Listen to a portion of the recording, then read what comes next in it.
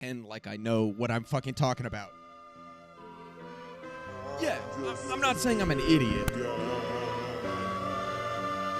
I'm not saying you're not an idiot.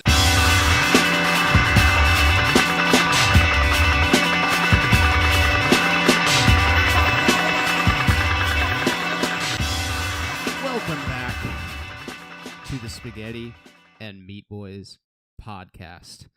The only podcast still advocating for the annulment of all Toy Stories following the second one. I, of course, am your host this week. It's a small world in my pants. With me today are our two usual guests. In the top right, we have our friend Houston, better known as Robin Hood, stealing from the poor and giving to the hedge funds. Ian, are you in the bottom left? Bottom right. I'm in the top bottom right. right. In the bottom right, Yeah. we have our other usual guest, Ian, also better known as liking Aristocats is pussy shit. And we Hey. also, on this momentous day, Oh, yes. we have a very, very special guest with us. It is this podcast's first openly gay character. that is neither openly gay nor a character. Let's welcome to this podcast Lucas, better known as Anti-Semitic Family Robinson. Welcome, Lucas. Welcome, Lucas. Thank you. It's good to be here. It's an honor. Yeah. Ian, if you want to go Welcome, ahead and introduce Lucas's expertise and why we all decided to bring him on to So this podcast. I put an ad out in the paper for a weeb, like a hardcore weeb, and the only call I got was from a payphone from this guy right here named Lucas. He seemed to know a lot. He said he'd heard of Spirited Away, and he really likes Toonami. And I thought that was just about as good as it gets for our level of expertise. Oh, yeah. And also, he's my estranged brother, heavily estranged. And he looks a little rough, but, you know, he's a good guy deep down. That's debatable, but I appreciate it. Yeah. I strongly agree. Thank you. What part? You agree with me that it's debatable? No, I agree with Ian. I mean, I don't know if I can think of a better guy who has been present pretty much my entire life. Oh, yeah, for you know, sure. Lucas and I. I mean, I think of our my favorite time of us together when we traveled through Mordor Oh my God. and Lucas fucking dropped the ring back in the Shire. Yeah. It was a rough time, but those are the ones you Yeah. look back on fondly for sure. Yeah. God, those were good times. It was a Frodo shit show. I mean, Yeah. So to speak. Show. Houston. Yeah. What the hell are we doing here? What are we talking about? Okay, so for anyone who's new, and that includes you, Lucas, we have decided, we have crafted an arbitrary 30-film anime bracket, or anime film bracket. Yeah, it's not a animated bracket. It's a bracket of anime films. That'd be cool. Yeah, wouldn't it be cool? But I That's don't have out of those our skills, budget. bro. That's Like, out of our Yeah, that's out of the budget. it's not out of the budget. It's out of like my fucking Wheelhouse? I guess stamina in dealing with Adobe. Like, Premiere Pro is already a goddamn. It's just too much. I'm not trying to work with any of their like animation programs. I don't know why I said that. That's nerded out too much. Anyway, this bracket, we are on round 7. So this is the last matchup of the top half of the bracket. Obviously, because it's 30 teams going head to head. We have 2 films today. 2 films, one of which, if you guys have been following along with us, you'll know one of these is new. And I will make an announcement somewhere on social media before this drops, but we did make a couple of changes to the bracket. I felt it was getting too similar in tone. And I think most of the changes were positive. I am bummed about a few things that I had to take off. But I think it'll like I don't want to say diversify. That's kind of a dumb buzzword. I think it'll throw some wrenches in a few matchups that would have been easy choices. Well, if you can dodge a wrench, you can watch an anime movie. Exactly. Honestly, I don't think those skills necessarily translate.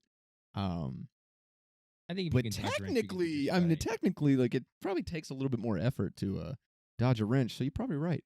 But anyway, our two films. We have the Yona Bayashi film from 2010, Secret World of Arrietty. Studio Ghibli produced, and written, or I guess the original screenplay was written by Hayao Miyazaki, but it was the directorial debut of protege Yona Bayashi. We have one more of his films on this list.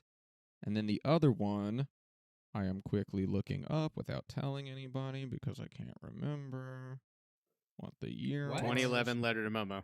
2011 Letter to Momo, directed by Hiroyuki Okiura, who I wanted to include a lot more of his films on this bracket, but I picked Letter to Momo just for the matchup. But I know Lou Over the Wall is supposed to be really good, and then there's one about like something Walk On Girl that is supposed to be pretty good. But I kind of just threw this one in last minute on you guys. So, is there anyone that you guys want to talk about first necessarily?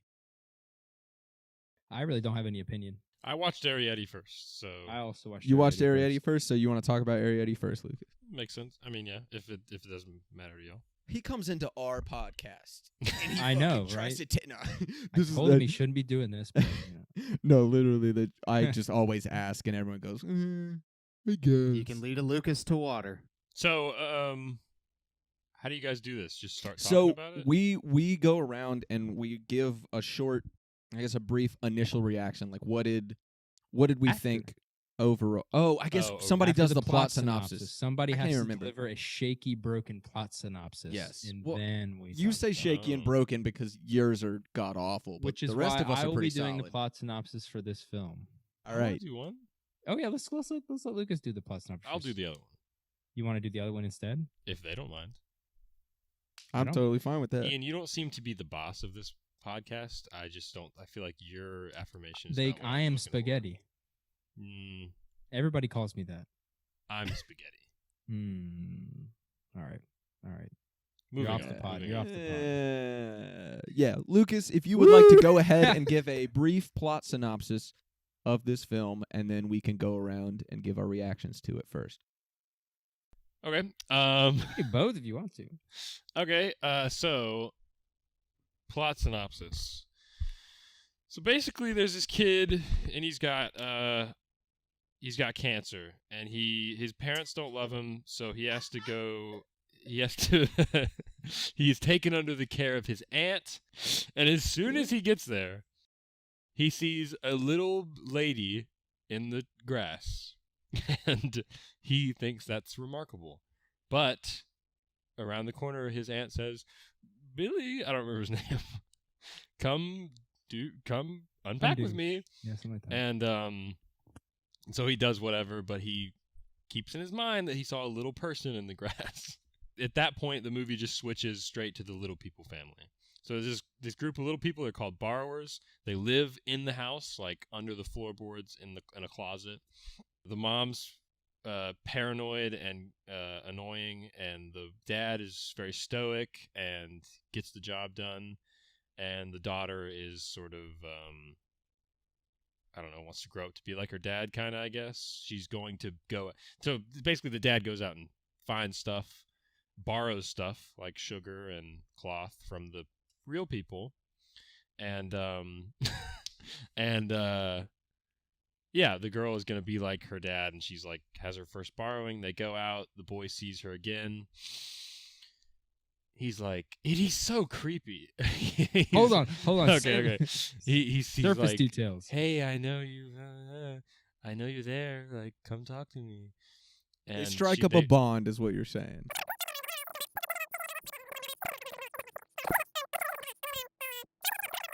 Hag Big lady. Big details. Hag lady gets suspicious. That's pretty big. That's big detail. There's a hag woman living in the house, Yeah. and she is very cranky about the little people. But eventually, she finds their little home, and kidnaps the mom, puts her in a jar. Both the kids team up from the borrowers and the human races, both alike. They team up. They go find mom. They end the hag's reign of tyranny and cement a safe departure for the borrower people. That was fantastic. Wow. That's Bravo. in depth. Also, I tried to wrap it up there a little bit. I feel like I Oh, was no, getting a no. little long-winded.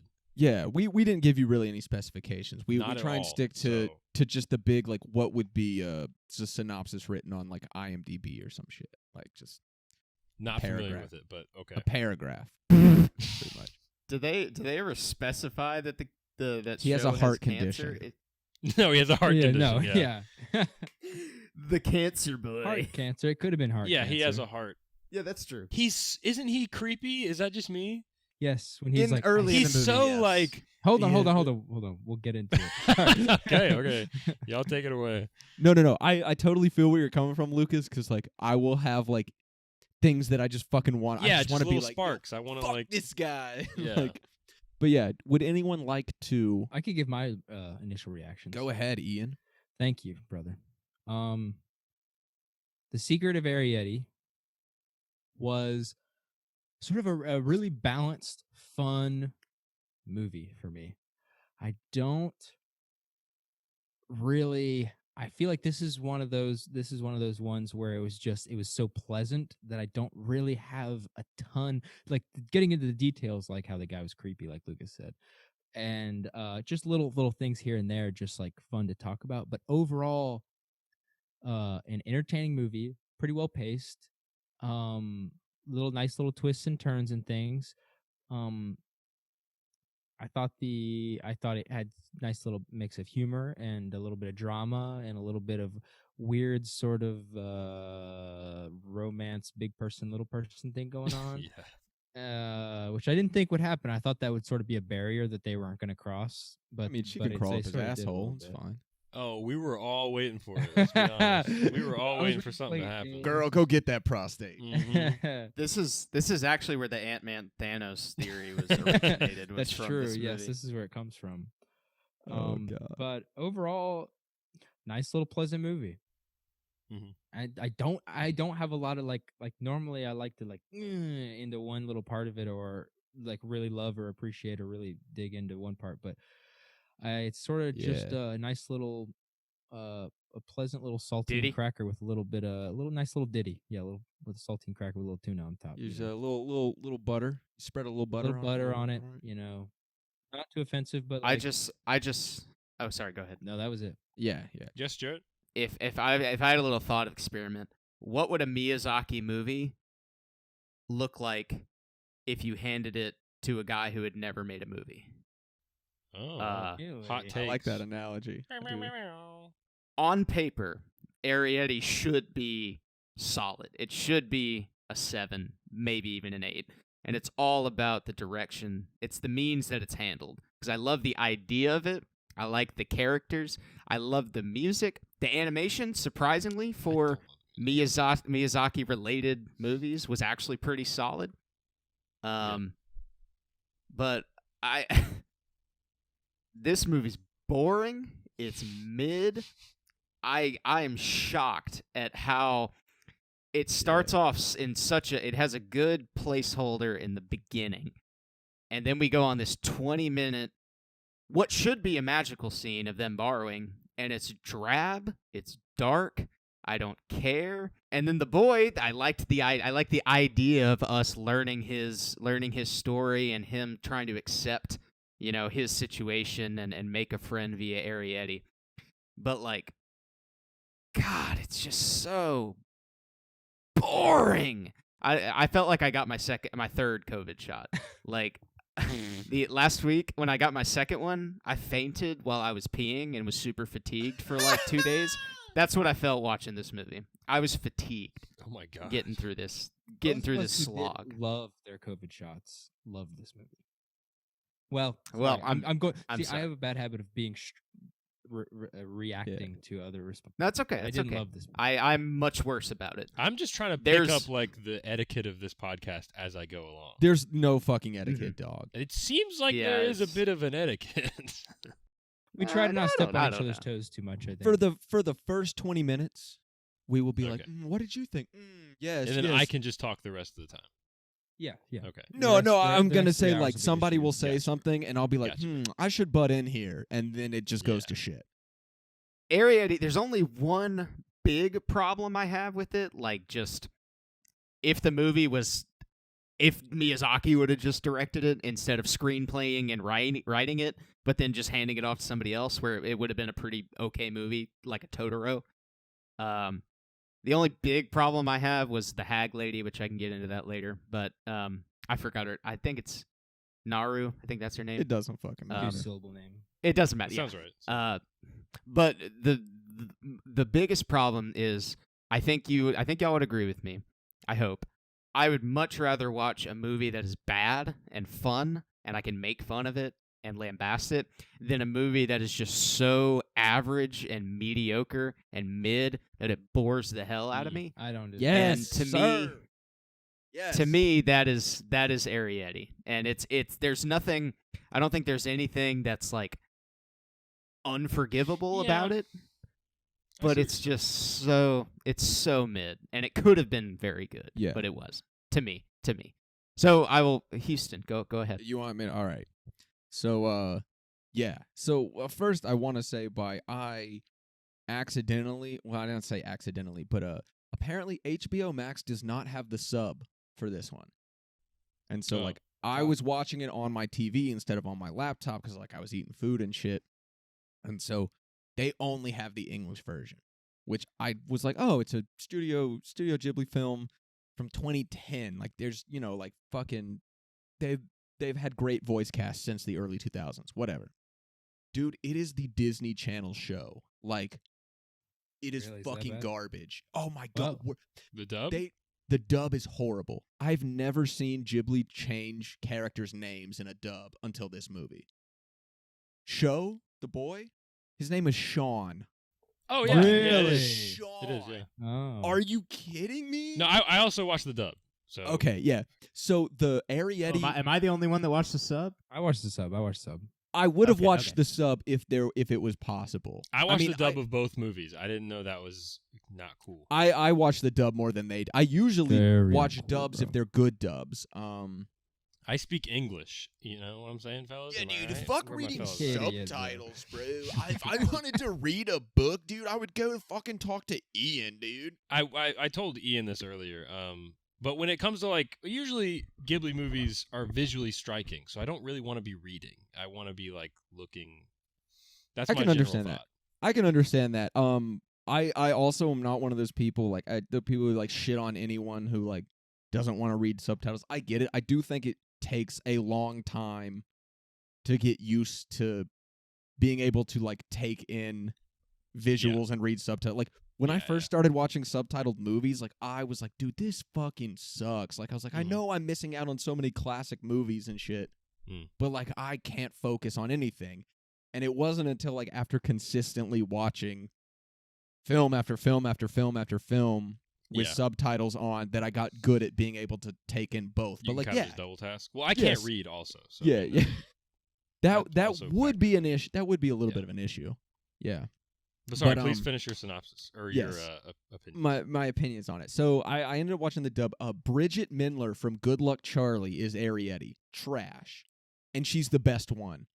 Fucking She's the dude- best one. the older brother from Wizards of Waverly Place is the boy. Trash. Really? David Henry. He is David Henry. I can attest to all this. Oh, what was the guy's name? Super fucking racist imagery. Spiller or whatever the spinner Is that Spiller. racist imagery? Oh, the native guy. Yes, the native Spiller. guy. Spiller. Oh my oh, god. Spiller, yeah. I didn't think You know who about that was? He What, had like you guys thought he was like Native American? he was. I would I say figured native. he was some sort of like northern native Japanese guy. He wasn't anything. He That was could- just that like could a. be, She was yeah. just a person. Yeah. Yeah, The- but I figured he was modeled after some kind of Japanese native like animist tribes of maybe some island or something. Yeah, but the fact that he was. I mean, you watched the dub too. He was like, "Me go now." Oh, Yes, in the that English part. dub, he was very like, "How?" Okay, the friend?" sub, it was not that bad. The sub was not that The like. sub wasn't like that at all. He was It pretty- was motherfucking Moises Arias, Rico from Hannah Montana. had like 4 lines Wait, in the that's movie. also he's also from Wow. Wizards of Waverly Place too, isn't This he? is a lot of Disney fellas, right? Wait, isn't he from You're Wizards right. of Waverly Place too? Yeah. No. He is You not. did No, he your was in it. He research. was in season 3 for like 10 episodes or something. If you're I thinking, thought he was the little brother. no. Why do you know that? Because my girlfriend loves Disney, and she watches it a lot. Is she she marathons these 14? shows. Oh my God. Am I right, fellas? Am I right? Lucas, she He's will dating a kick white your woman. It's ass, fine. dude. Oh my. She will kick your ass though. Sorry, Kaylee. She's defensive about her Disney movies. No, Oh, Ian. Disney Ian, movies are fun. No. Ian, you can't be saying, was he the little brother in fucking Wizards of It? Come on, bro. Just because his name is Moises Arias doesn't mean he's every Hispanic kid on the Disney Channel, bro. Okay, let me look up who Moises Arias is. He's Rico from. He's Rico. I from know Hannah is the Montana. guy from Wizards of Place. Is his name also Rico? No. No, his name is Austin something. Austin. I don't know. I didn't watch Chandler? Wizards of Dude, Waverly that Place. guy. Are you sure he wasn't in Wizards of Waverly Place? I'm looking at him right No, now. Are you No, sure that's not he him? was. They look super similar. Ian. What? Ian. In Wizards of Waverly Place, when Moises Arias is in it, he's with Max the whole time, like all 10 episodes. And if you saw them right next to each other, they look absolute. Moises Arias is only like 4'8".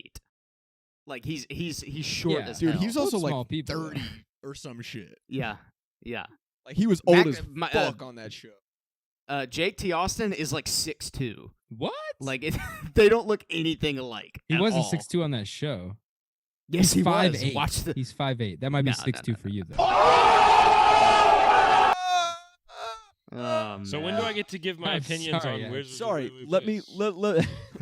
let me finish. 'Cause I've been derailing everyone with cool tidbits. So maybe watching the sub would have helped a little bit more. But you guys remember last episode when I said you guys should be thankful that Steam Boy, I'm like shitting all over it because I can't imagine anything being worse than that. So like it's all uphill from here. This movie, I think I might say it was worse than Steam Boy. I fucking hated every second of this movie. Every goddamn second. Shocks me.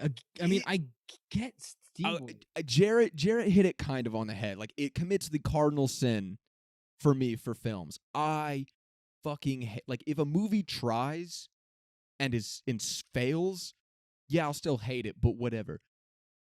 Passable movies can fucking suck it, dude. God. I hate it. Okay, I have a question though.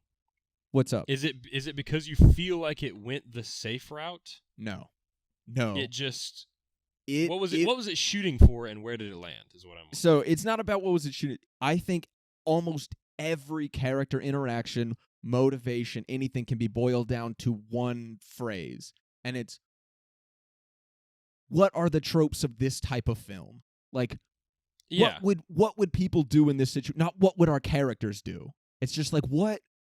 All right, well, she has to be interested in humans because when we have like two worlds colliding, one Yeah. character is always infatuated with the other. We're not gonna. Yeah. Oh yes, and this person, the ant, the creepy ant, has to fucking want to capture them. Why? That was Doesn't my biggest fucking complaint. matter. She Yeah. just Yeah, that has was my to. biggest Yeah, complaint. I could see that. Absolutely, yeah. And every character was just a stale, goddamn, plain fucking bagel. Like the Yeah. dad, especially. Oh my god, it's like if you took a bagel, didn't slice it Oh. open, just put it in the microwave, and then took He a was bite out of fine it. for what he was. It's almost like He was fine. I liked it's him. like they took a Ghibli movie template and then didn't finish it. Exactly. It's like Miyazaki provided a storyboard and Yeah. a guy who has no idea how to make a fucking movie made the movie. Well, that's exactly what happened because Miyazaki, he wrote the screenplay. He doesn't write scripts. He storyboards. Oh. That's how he writes scripts. He'll storyboard, and as he's storyboarding, he'll come up with the plot. That's how he's done every movie. So, like, The Wind Rises, like, the animators didn't, they were animating the first couple of scenes, and they didn't know how the movie fucking ended because he didn't know yet because he's just been storyboarding the whole time. That's how he Mhm. makes movies. He makes them off of images, which is why the images looked nice, but nothing else was there. And so, like, it was one of those things that's like, if it would have just committed to the tropes, it would have been like a safe route movie that was like fine and pleasant. but it didn't even have the balls to go commit to the fucking tropes. It was just like, we're going to include them, but we're like, give me the contrived fucking, like, she's Ariel, like, I want to be where the people are. Fine, fuck it, I don't care. Like, I see what he's saying. give me something. Give me the basic character motivations. You know what I mean? Like, give me those fucking cliches. And yeah, I'll still judge you for them, but there was not a single thing that happened in this movie that I thought any of these characters like would or should do, because they were nothing. They were all paper thin. This whole movie was paper thin, and that is worse to me than any type of failure. I would watch Steam Boy 12 times before I revisited this fucking movie. And I'm sorry, like, I just cannot deal with like that specific type of mediocrity to where like you don't even fucking try, man. Like, it's just so it feels like it's just coasting off of Miyazaki's like art style and Miyazaki's feelings and shit. And you know me, I am not a Miyazaki defender. Like, I voted against Totoro. I voted against Spirited Away, even though I love it. Like, I don't know. That was just me. But yeah, an expert. Is Miyazaki, for all intents and purposes, synonymous with Ghibli? Yeah, he was one of the co-founders. Essentially. He was one of the... Most people who aren't into anime will, when they say Ghibli, they mean Miyazaki. Okay. Yeah, but he founded it with two other guys, and he was probably... Japanese anime is not an auteur space, really. Like, it's not a broad auteur space, so, like, you get... I don't know what that means. An auteur is like a standout director who has a unique style. Like, I'm going to hate this, but like, you know who Quentin Tarantino is, or who fucking Ingmar Bergman or Tarkovsky or fucking... Okay, sorry. Spielberg. Yeah. Spielberg. E.T. Yes. Not saying any of these directors are... Well, I like Tarkovsky and Bergman, but other than that. But...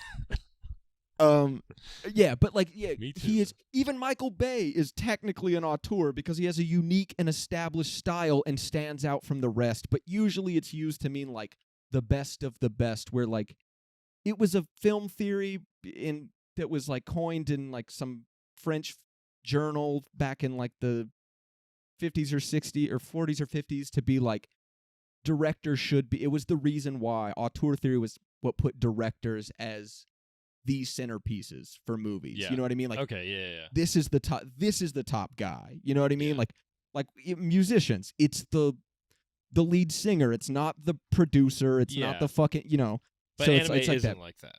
But it's hard for people to distinguish themselves. Oh, so from America, or maybe I get what you're saying. From American perspective, we look at it and think like, we just see the director or like the head guy. It's not even just America, but when it comes to Japanese anime, it's so intrinsic to marketing and to serialization, and it's linked to manga at the same time. And Jarrett could probably go farther than I could, but Miyazaki stood out. Like, he is the most recognizable name, and that is huge for that market, because I don't know if any other person, like, could you guys have named, just Ian and Jarrett, could you guys have named any of the directors on our list by heart before we started this? I can name every director ever. Okay. So, but in all seriousness, right? Like, it would have been hard for you to recognize Miyazaki, but one. I can't you would not have been like, oh yeah, I can't name any of them now. Yeah.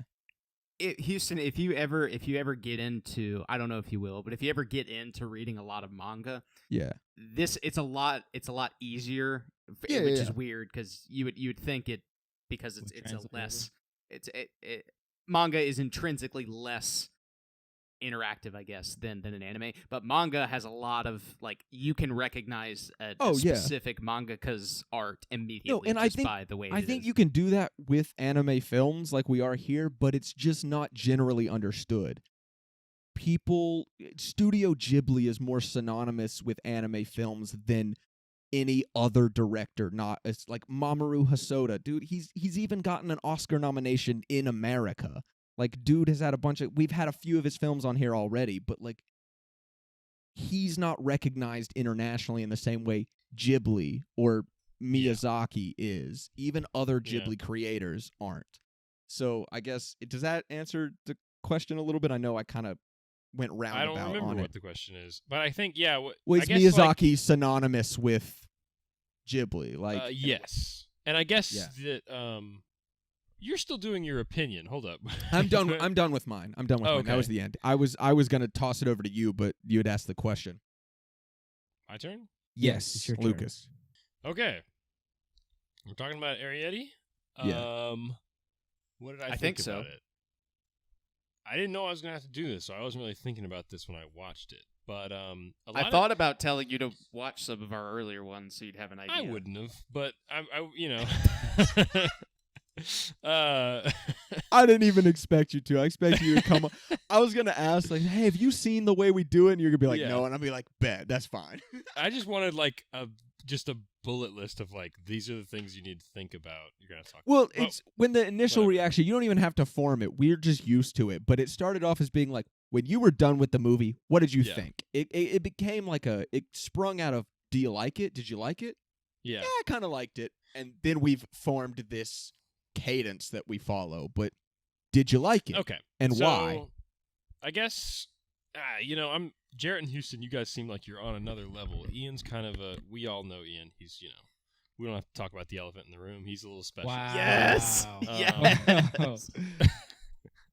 Shut up, you two. Ian, we spent like an hour on their two like opinions. What your opinion I say, well, was? shut up. It was pretty good, I guess. That's pretty much it. It was a movie, right? From Japan. So we don't have to talk about him. I'm the fan favorite here. But I will Lucas. say, Ian slander. but I will say, Yes. when I watched it, because you guys had sort of negative opinions or at least disappointment at the, as a Miyazaki or Ghibli, or Ghibli, if you will, film, you were a little disappointed. Which, when I watched it, I did not think about that. I mean, I haven't watched like a Japanese movie in a long time. So that was the first one I watched, and when I watched it, I was like, I don't know, it felt like a normal movie. I didn't have a lot to compare it to in the same genre. That's fair. I will say, though, every single character, like, I guess films are like, or I guess a lot of stories are character or plot driven, right? Yeah. So there's like no character, none of the characters are interesting in this movie. Arrietty's just like, Katniss, whatever, cookie cutter, like girl adventure bullshit. Cancer Boy, now I can finally talk about him. He's fucking weird. And not only, he's weird in the way that he acts like he's an eternal being, like he's Yeah. a saint from another dimension, where he's like, listen to me, child. Death is but a moment we must endure in our lives. He doesn't seem like a kid who's like struggling with like his mortality. That's He true. acts like he has got it all figured out, and he's Yeah. like, he just had ego death. yeah, he's like, Yeah. what, 15 maybe? Yeah, dude, I did Maybe, DMT, saw Kurt maybe. Cobain. He told me to fucking like follow my dreams, bro. But dude, the way he talks to Arrietty and like when they're in the grass, he's Yes. talking like he's literally the voice of God, like, just saying like all things must end. Like he's so he's a little impersonal lifeless. there. What the fuck is this creature, and why is he central to the story? Who the fuck are you, and why are you talking? Yeah, Like, why is this Oh guy my like? God. I think I do want to say quickly, Okay, if it's all right, I do think that scene of them in the grass illustrates what I hated about it pretty well. yeah. I think it's the best example of Mhm. the fact that like she's just like talking. They're just talking about things like, oh, she's like, we have to move, and he's like, Yeah, yeah, but like we all die. Death Yeah. is inevitable. And it was like, man, it just like a way for him to lead into the fact that like, oh, by the way, I have a heart condition. And it's just Yeah. like, instead of it coming up organically, like him actually being like struggling with this Yeah, and yeah. like them coming exactly. He to has like no flaws. yeah, they didn't come to any kind of conflict, or they didn't come to any kind of Mm-hmm. natural pause in the conversation for him to be like, but I'm the one who's going to die, really. He like had to start spouting off some Yeah. goddamn Some existentialism, Nietzsche. Yeah. some fucking Nietzsche, some Sartre, like to be like So, I will to say- lead into that. I It's might so be breaking weird. the rules here, Yeah. but a little bit of a parallel to Momo. I won't get too into it, but the kind of That's like the fine. mother and the daughter. Yeah. They could have gone away with it where, they come together, talk, and then like they both butt heads and they just can't agree. They come apart and then they come together and they realize the other's perspective. Yeah. And maybe the little being girl overhears that he has a heart condition and is like, oh, that's why he thinks like that. That's why he thinks of death. Anything like that. It is the easiest thing to manufacture. Yeah, and in Why Momo couldn't they have do just that. done- They do that exactly. Like they have that they butt heads, but then in the end they understand each other. But that was just so like ham-fisted, like he's got fucking brain AIDS or whatever, and, and that was it. Yeah, but right before they mentioned, because you were saying like it's so obvious, like he's probably got some kind of terminal thing, like the way he's talking. I didn't see it coming at all, and I literally just thought that this kid was like, this is the character they're going for, where he's just a bitch. This kid who like has some weird death, like I don't know. What? They tell you at the beginning that he's got. Yeah, he's they do ill. tell him at the beginning. Maybe I missed that, but when they were Yeah. having the garden, is scene like a before he brief- mentioned it. Yeah. Yeah. Oh yeah, they mentioned that his parents couldn't take care of him, They mentioned as Well, soon as as soon as Ari. and he's got the as surgery. yeah, Arietty's as soon as the dad dad- comes in, he's like, "There's a boy in the house." Yeah, he but says he's he's ill, so sick. it should be okay. Yeah. Okay, I got to talk about the other character. I will hit every character and why they suck. Where does this coming from? Go for Feel it. like this after you Go watched for it, or is Yeah. is this a hype moment right here? No, I 'Cause feel didn't like get he the- felt I like didn't this get the sense- beforehand. Nah. He wanted to talk shit about the boy from before we had even done our He initial wa- I mean, reactions. Yeah, I the couldn't boy, talk. I could definitely. have talked shit about the boy, but I feel like this heat that's coming off this there's a fire underneath. No, it. when I said some shit about the dad, he was like, yeah. Like, yeah, No. it's sort of just like awake. Like I said, when I watched it, I wasn't even thinking critically. I just was like watching a movie, just like fucking schlubbing it, and Me too. yeah, and but now that I'm like thinking more about it, yeah, I'm like those and okay, let me continue. Like I said, I described the mom as annoying. What Yeah. in a film sense, what is her role as a character? She's supposed to. I don't like what is she supposed to be? Is she just supposed to be annoying? No, I think it's supposed to be She's kind meant of to be humorous. attached. She's She no, no, no, is. she's sort meant of to be attached.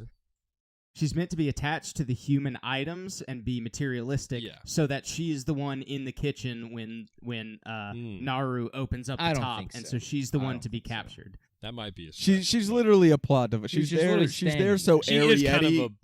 But and also, Heart Boy can speaking team of up. She was pleasant. She was Speaking fine. of plot, it's my turn still. Mm-mm. Too bad you wasted your turn. Speaking of I don't think we're plot, in turns anymore. Yeah, speaking it's not. of, I'm still giving my opinions. Speaking of plot, Oh my gosh. when the mom was kidnapped, right? Mom gets Yeah. dragged out of the house, kicking and screaming. Girl Yeah. in the fucking grass hears it. For her is miles away. Yes. Like literal, like at least a mile. not literally a mile. You can see her Maybe, from the house. but you can- definitely couldn't Her hear someone spider screaming. senses were tingling. No. Also, Yeah, also, if we're it was gonna a little thing, they've already they already Let me established that the finish. adults. No, no, we're in discussion now. if we're I'm not done. I haven't made my. You've point already yet. scolded me for not responding to any other points. They already established. that As little usual, people- Ian has bitched his way into every situation in his life. They already established the little people can hear each other, and the big people can't hear them. They already established that. I think you can take that perfectly fine in the context of a little Yeah. nice little fantasy film.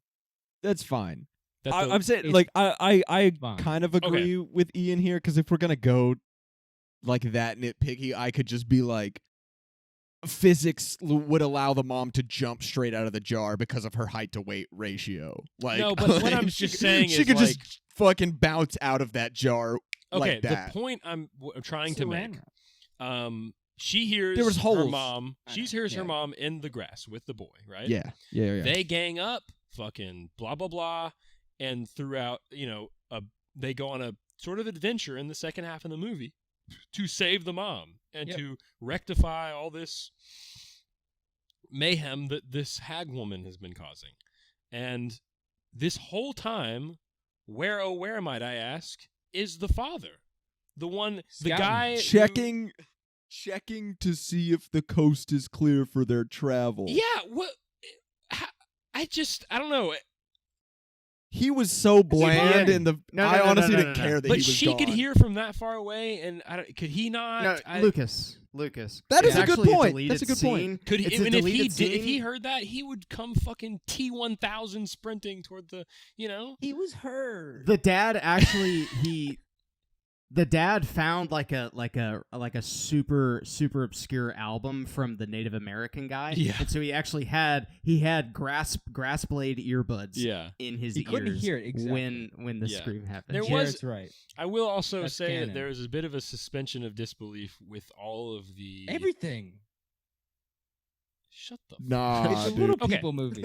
Well, no, but it's not the same as like A Spirited Away, where it's just like total whimsy. This is a world of spirits that we mortals don't understand. It's I like, can see that. you can't. Yeah. But this is like real. They're saying this shit's real, and like these little pots and pans and knives and all that shit's real, and it's just Yeah. like, how would that be that size? It doesn't make.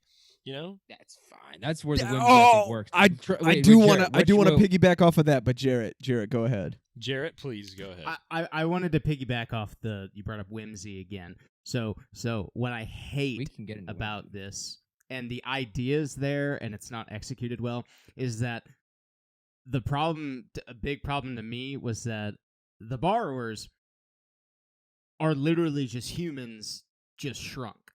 They have literally nothing about them that is interesting Yeah. or fun or magical. They're just small. I thought that And It so- was based off of a folk was tale, super though. interesting. It was based off of that a was book. really fun. So I can understand thought- them staying with but the source they do material. everything.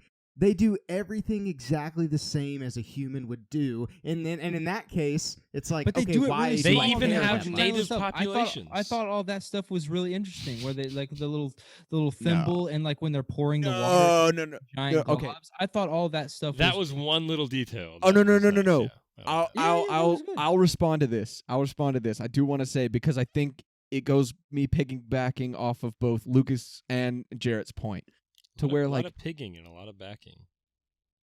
And I'm It's surprised just a Ian's not circle bald. jerk. It's just a circle jerk around here, bro. thin blue line, bro. I back the pigs for sure. But yeah. Pig Yeah, so I'll get to that in a second. But yeah. So the fact that they're small little humans, I was just peeved at first. Like, it was just kind of like I wish this would be a little different, and then it became a larger problem in the film. But that they just had a normal table and a normal kitchen with normal pots and pans and shit. Like, Mhm. this was not the first movie, and it's not the last movie to have small people using and don't get me wrong, they used a few everyday objects to be, but it The was so weird to me. Like, yeah. why He are wanted there, Ratatouille. As why are as there- a but matter yeah. of fact, to piggyback off Damn of right your I wanted piggybacking of Jared's Ratatouille. You bet piggybacking your of ass. my piggyback. yeah. If you had just taken a screenshot of their living room scene and shown it to someone, it would take them a second to be like, "Wait, are these little people?" Like, 'Cause is that it a was like thimble? I don't think it's One necessary. thing. I don't think it Like, is. I thought it was the pleasant. table, It was a the nice little table. home. No. The table, I have seen a million fucking movies where they just used a spool for a table. It's like a little, Yeah. it can already be, yeah, it's cliche, but at least it provides a dimension to that world. And I it didn't think it really needed it. didn't.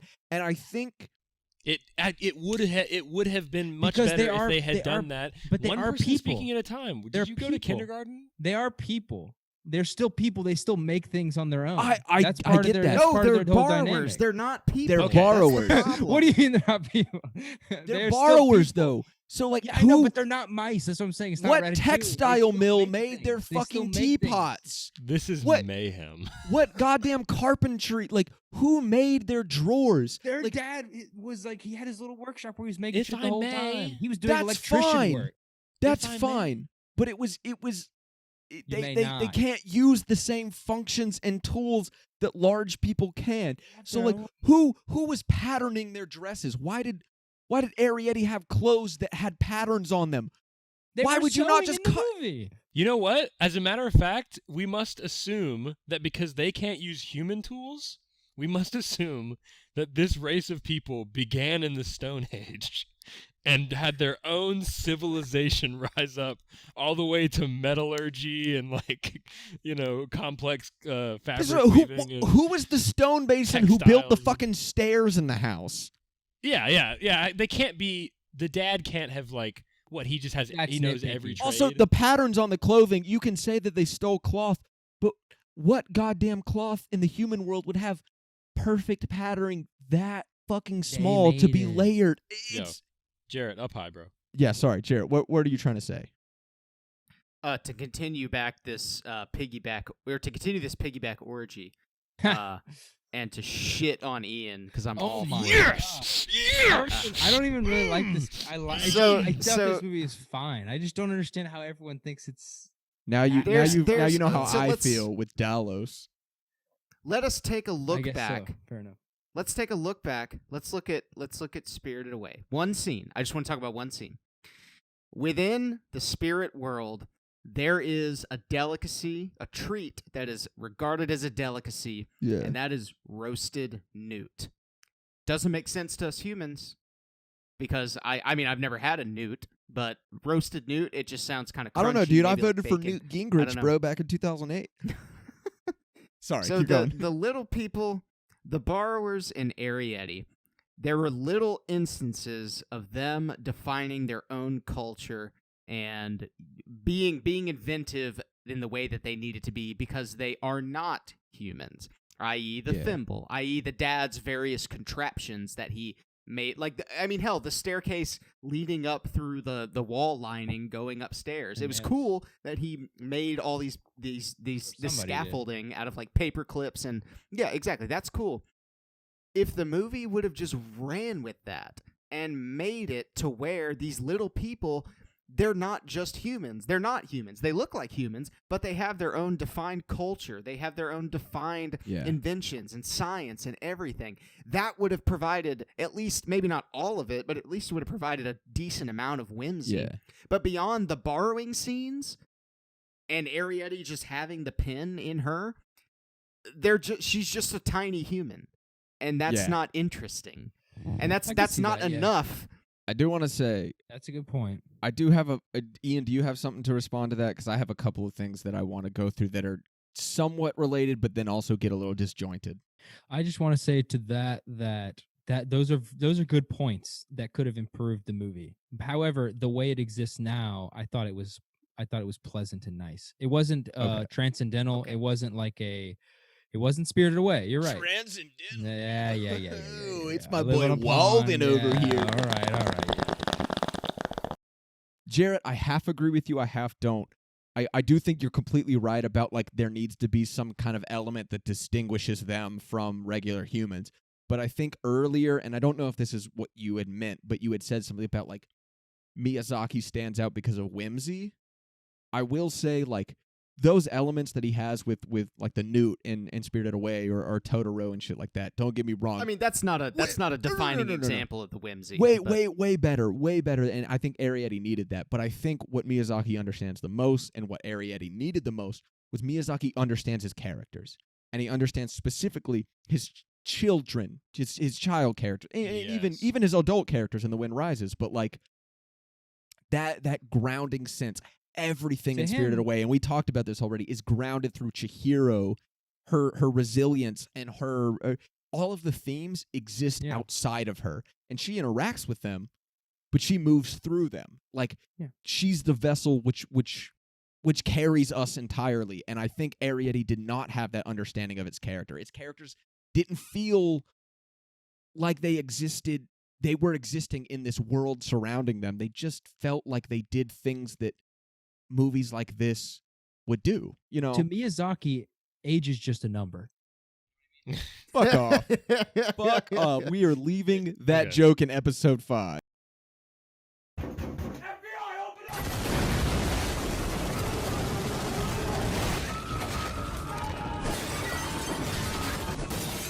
This is one of the things I've been trying to say. It's Yeah. that if the house was composed of more borrowed things and was less identical to a home that we would be familiar with, then the impact of the dollhouse would be much greater, because the dollhouse is sort of represents, like, I guess they want to reach out and contact these people, but they have to, I guess, like, they have to suppress themselves to stay secret, and they can't even like live. I guess that's kind of like what the daughter is like. I guess hung up about the dad. I guess the tradition of their people is that, like, they can't break out of their little shell. They have to be a secret people under the floorboards and all that shit. But I guess I think it's a very human desire. Because the same way, if you look at like a quote unquote regular home in an anime movie compared to a sort of like mega mansion, and someone goes, "Wow, this is really nice." Like, generally the things material things are human desires, but it wasn't that different from what they had. Like, there was no distinction. But you could argue the same thing, I think, in a human context. And I think that's what makes them. That's why they are humans, but little.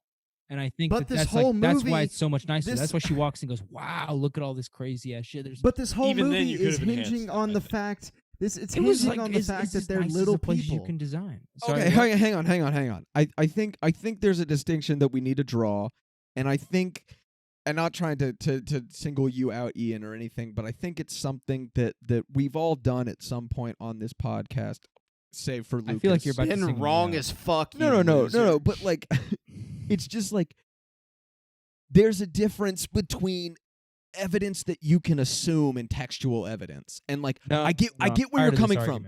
I understand I'm tired of this argument. No. I'm not saying like it, but I understand where you're coming from. But like, you're probably right. The movie might have wanted us to make that distinction, to be like, yeah, it's new and shiny, and it's a human desire. It's a material thing. They're just like humans, just smaller. But nothing was really presented as evidence. It was not shown that way. Ian, I think even if you're right, to me that makes it worse, because the last thing I want these little people to be, the borrowers to be, is more like a human. That's because they're already Control V humans for the whole movie. Yeah, and it would be cool if they were drawn distinctions at the beginning, but then they had found common ground incidentally that linked them, which was a driving force.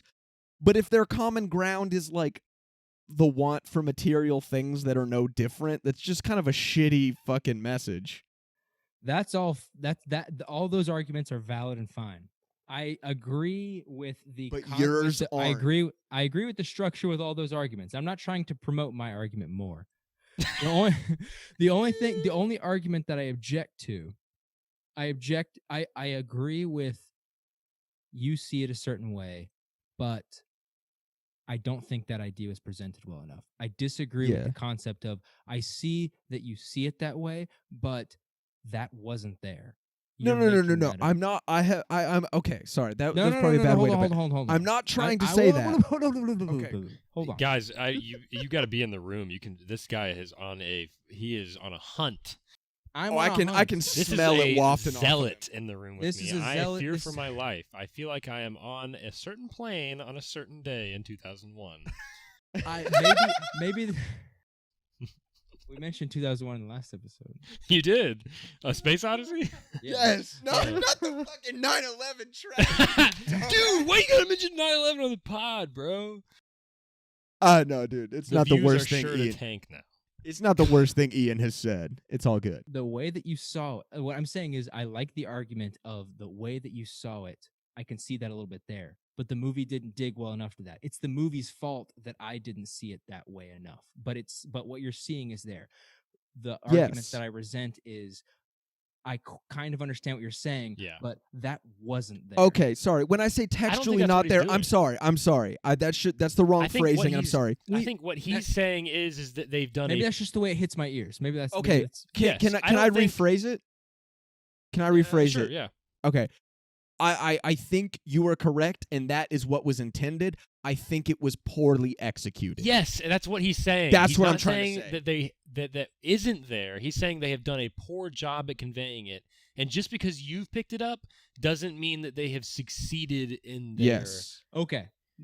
Sorry. Ian, you're I a phrased young it poorly. genius. You must understand. When I Yeah. hear the word textual, I Sorry. get triggered. When I hear multi-syllable words, I kind of shit my pants a little bit. Yes. Sorry. What? Yeah.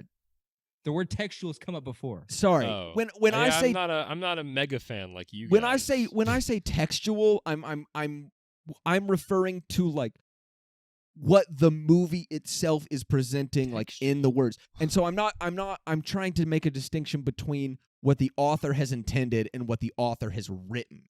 So when I say textual, I guess, and this is bad on me because I phrase it poorly, but I'm not meaning like there is one specific time, and I think me and Jarrett both agree on that, where like you're just wrong, like you're just missing the point. And it wasn't about anything thematic. It was about like literally a scene that had happened.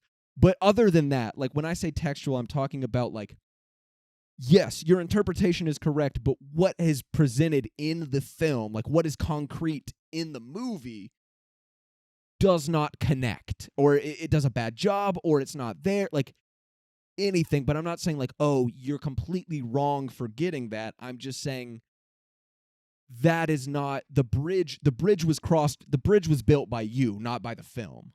You see what I mean? Points A and B were presented, and you crossed them. The film did not. The way you said that, I want to hear what Jared has to say. But the way you said that, I got the exact same feeling. But now that I know, Jared. Yeah. between Sorry. the lines, I'm no. sorry. Jared, I pick you. Jarrett. So I want to give sort of a PSA to all 19 viewers out there. Generous Just, you estimate. know, if we've hit 19 on every video, at least 19. That's Wow. because on you every watch it video. 18 times. No, I'm kidding. It only counts your view once, Ian. Oh, really? I didn't know that. Yeah. That's crazy. Oh, I thought most Yeah. of my views. were- Anyways, I want to give a PSA to say that whenever we get combative, and it's usually me that gets quite defensive No, regarding an argument. I do the same shit. Don't worry. And This about it. time it really isn't. Well, and I say that This to has say not 'cause been bad. after last episode, again, I don't know how it's going to be edited, but after last episode, I got introspective and I was like, okay, I need to tone it down. Uh-huh. Just because I disagree with something, I don't need to lash out in Bill O'Reilly fashion. That's not cool. That's not me. I think so we've been pretty good I this say episode. that to say we have. Yeah. And I say that to say This is good? that- Yes. I say that to say How long have we been all- talking about this meaningless shit? We can disagree. Hold on, That's hold the on. point.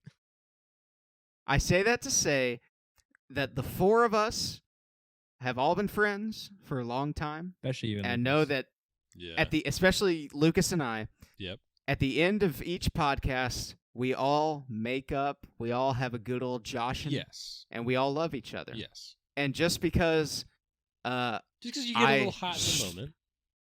just because Houston says something that rubs me the wrong way, and I come back in with a super facetious argument, but I'm yelling at him, it's not personal. It's not personal. No, it is for me though. I fucking hate you guys. Okay. Well, Houston aside, it's not personal. No, I so agree. in this case right now, I concur. I can't speak for Ian, nor Houston, nor Lucas, nor Jarrett. But despite us getting heated in these podcast episodes, we are all friends, and We it's all love all each other, for the friend. fun of discussion. See, I would never. That is the end. I would that's never the end of my- personally attack Ian or Lucas. Never. I don't know. They kind of fucking suck. I mean, as a dude. joke, think I you've would, punched me a but few times. I've definitely done that, but more in a joking manner. Now, Jared, on the other hand, I'll straight up tell him he's a piece of shit and should go kill himself. But other than that, like that's Other fine. than that, I mean business. Okay, so do you guys want to hear what I was gonna say when Houston was talking? oh yeah, like, Lucas still giving his first Yeah, thoughts. sorry. I forgot. 1 hour ago. Yeah, can I finish my first thoughts? Yeah, Um, Lucas, you bring us home. Literally, I have not finished. I don't. Is that enough? You think I've thought of new things in this time, Yes. so that doesn't count? Yes. You were literally saying that you weren't thinking these things as you were watching it. You've just come up with them now after. No. I by the time it was my turn, Sorry. I had thought all that I had thought. And now it's your turn again, so And you've now thought it's of more. my turn again. Uncle Way. And I've thought of much more. No. One thing I wanted to mention, and I'm sure you guys have something to say about it too, is the romance angle. What the fuck? It's like, Yeah. just please let me say something. Sorry.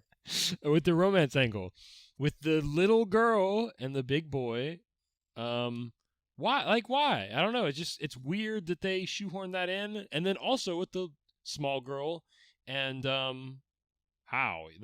Spiller, they have a little bit of a thing, right? It just feels like, none of it.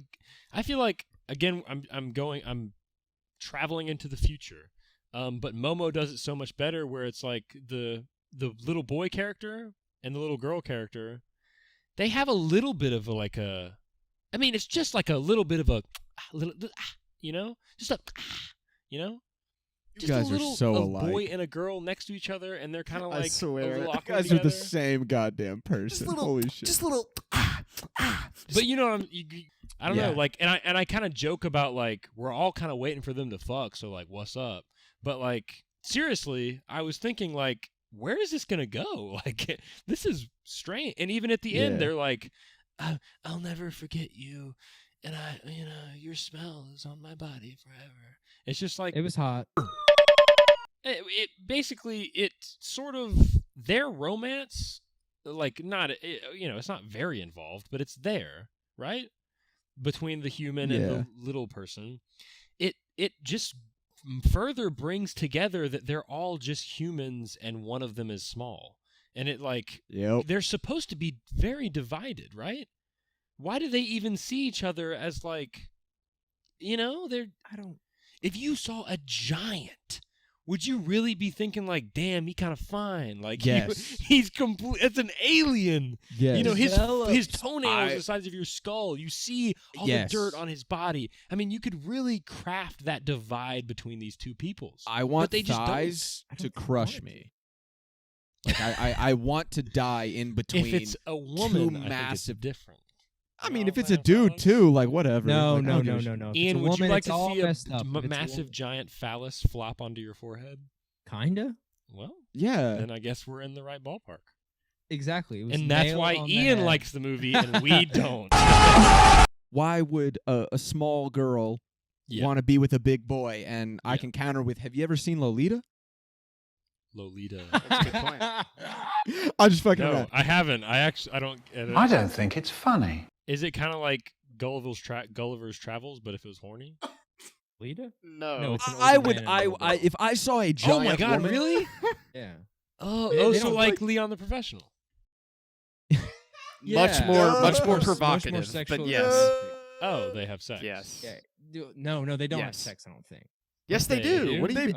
bet they Yes. they might as definitely well do. have had sex in that goddamn movie. No, no. but- In the book, they have sex. Kubrick couldn't show that, but it's heavily implied Wait, in the what? movie. Yeah, Stanley Kubrick directed. Yeah. For I mean, like, Lolita, the you're talking book about is like- Lolita, right? Yeah, Lolita. Yeah, the book Yes. is like Yeah. Time magazine. It's like top 5 books ever written. Like very It's- very famous book. This might be Yeah. controversial. Is it it's, French? It's really goddamn good. No, I think it's written in English by a That's Polish not controversial at all. What do you No, mean? it's controversial to the fact that like I really love the book and the Kubrick film, not the '90s film. The '90s films can Asian go suck number my one. ass. Oh, there's another one. It Ugh. sucks, dude. All right, It's everybody. awful. Favorite bet. Kubrick film? Go. Barry Lyndon. Lolita. Clockwork Orange. You got so much to choose from. 2001, You dude. choose a Clockwork Orange. We've been over Yeah, I this, don't actually Houston. have an We've been answer. over this, Houston. We have been over Yeah, this. okay. I know I don't love a Clockwork I don't love Orange. I don't know. It didn't really strike me that much. The Shining didn't strike you? Oh. No, it really did. It was. You guys boring. are related, And I know. dude. This You is guys the same are guy who related. thinks Steam Oh. Boy was compelling, though. So I don't Steam really. Boy was compelling. No, Steam Boy, You haven't Steam Boy was fucking seen fine. it, dog. It was fine. What? Kubrick? Kind of. Barry Lyndon. Barry Lyndon's Honestly, the best Kubrick film. Clockwork Orange was one of the most like exciting Kubrick movies I've ever seen. And I liked it a lot. I saw it recently. So you're telling me you haven't seen any And of the Kubrick score, films, oh my then? god. The score! Man, Oh my shut god, your Arrietty, the ass, score is Houston. terrible. Oh, my Oh, it's so bad. It's It got the better as it songs went at the on. beginning and the end.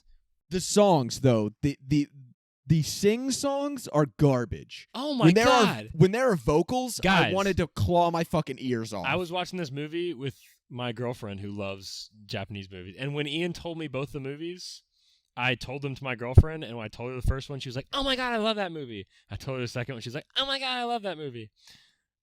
So I was like, "Fuck!" So I had to sit with her the whole time with both of these, and she. I hope she doesn't see this shit because you're clowning Oh, the she hell will. out of her right and now. and at the very Good. That's another viewer. at Fuck the you, end, Lucas's girlfriend, bro. yeah, dude, fuck you, Lucas's girlfriend. I'm kidding. You're. I admire you for putting up with. Give this my man, if man I'm a being little honest. more puss if you know. What Like I'm the saying. video. Link to the movie is in the description. Lucas's girlfriend. But at the end of the movie, she started like singing the song at the end. Dude, that shit was so she funny. literally That's started a singing bridge- it. so She knew funny. the words, and I was like, it just like it was so Because bad. it was a Bridget Did you Mendler not think song. that? It was Yeah, so. it's bad. I don't really remember when she started singing the song. If I'm being honest, maybe I blocked Yeah. it. No, out of you my weren't memory. there with my girlfriend. No, his Oh, your girlfriend girlfriend started We were singing listening the to song. the end credit song, and she started singing it, and I was Aw. like, Lucas, or I started. Lucas. I listened to it a little bit, and I was like, this sucks. Dude, And then I she love started singing Bridget it. I'm a Mendler's 14-year-old music. girl and I'm so pretty. Is that the song? Dude, that's literally my letterbox review. My letterbox review is the again, first Those two Those are the lines first of the lines, 'cause I song. read I'm it in the 14. subtitles, and I was like, No, it's Oh, I'm yeah. 14 years. I'm pretty. 14 years. I'm pretty. I don't remember it at all. But Okay, in English it was not that. Okay, we watched it in English, dude. It was No, the song was in English on the sub. yeah, the song was in English. Yeah. damn. It was Well, terrible. there's All right, parts of never it where mind. it's like, I'm Terrible. a girl, I'm so I'm a 14. Yeah, it's and the same with the opening. wait, the opening the was in song was in English as well. English on both, so that's the original song. Yes. Yes. Yes. That's not even a. Yes. Oh, Okay, No I joke. don't. No, It's no. in In English. in Arrietty or in the English dub, the final song is sung by the main character or Arrietty's dub actress. It's a Bridget Really? Mendler song. Okay, And that maybe, was maybe not- it's originally sung And it was not by no, it was not dubbed until 2 years after Arrietty came out. Like it was dubbed in 2012. Houston. So I'm saying at least Dude, that either final way- song should not have been in the sub. No. Either way, the song, the final song, sucked. Maybe it was the Arrietty subbed Arrietty. Maybe Arrietty's voice actor sang it.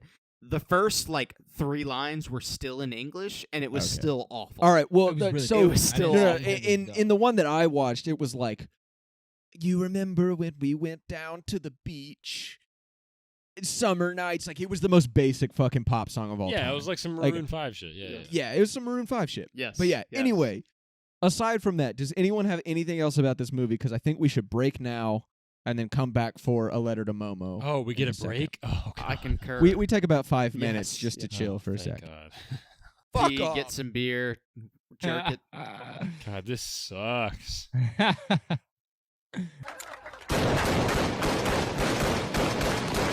Thanks. About we're Arrietty. we're gonna take a Thanks, 5-minute everybody. break. We'll be back in a second. All right. Peace.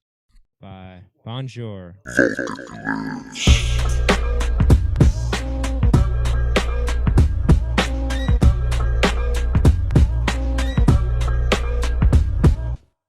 I'm a shit like a grown up. Fucking lives, that's the biz when you know what's up. Got the lease up now, feet up, break the beat down, catch the rebound, 3-point switch from downtown.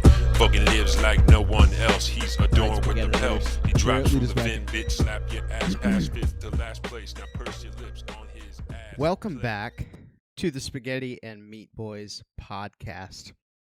Our sponsor for the day is a brand that we came up with ourselves, and we're trying to get it started as a startup. It's called Clit Lips. It's the only brand of chewing tobacco that is meant to stimulate your sexual partner. Link is in the description. So You put a fucking lip in. Use the code Spaghettinator 20 for a 20% discount on Clit Lips. And thank you, Clit Lips, for Yeah. sponsoring this episode.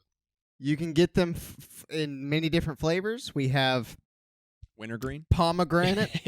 if you want to know how to spell Spaghettinator 20, good luck, because Links We in don't the know. description. Just sound it out, honestly. Yeah, just there's sound a it lot out. of vowels and consonants and so on. Wow, really? Vowels and consonants? That's crazy. What else Both is of it them. made up of there, Lucas? Are clit lips just dental dams? No, it's tobacco you put in your lip to stimulate your partner. Bro, have you Dental ever dams used, are just a little thing that you know. have you ever used Or a you- dental dam?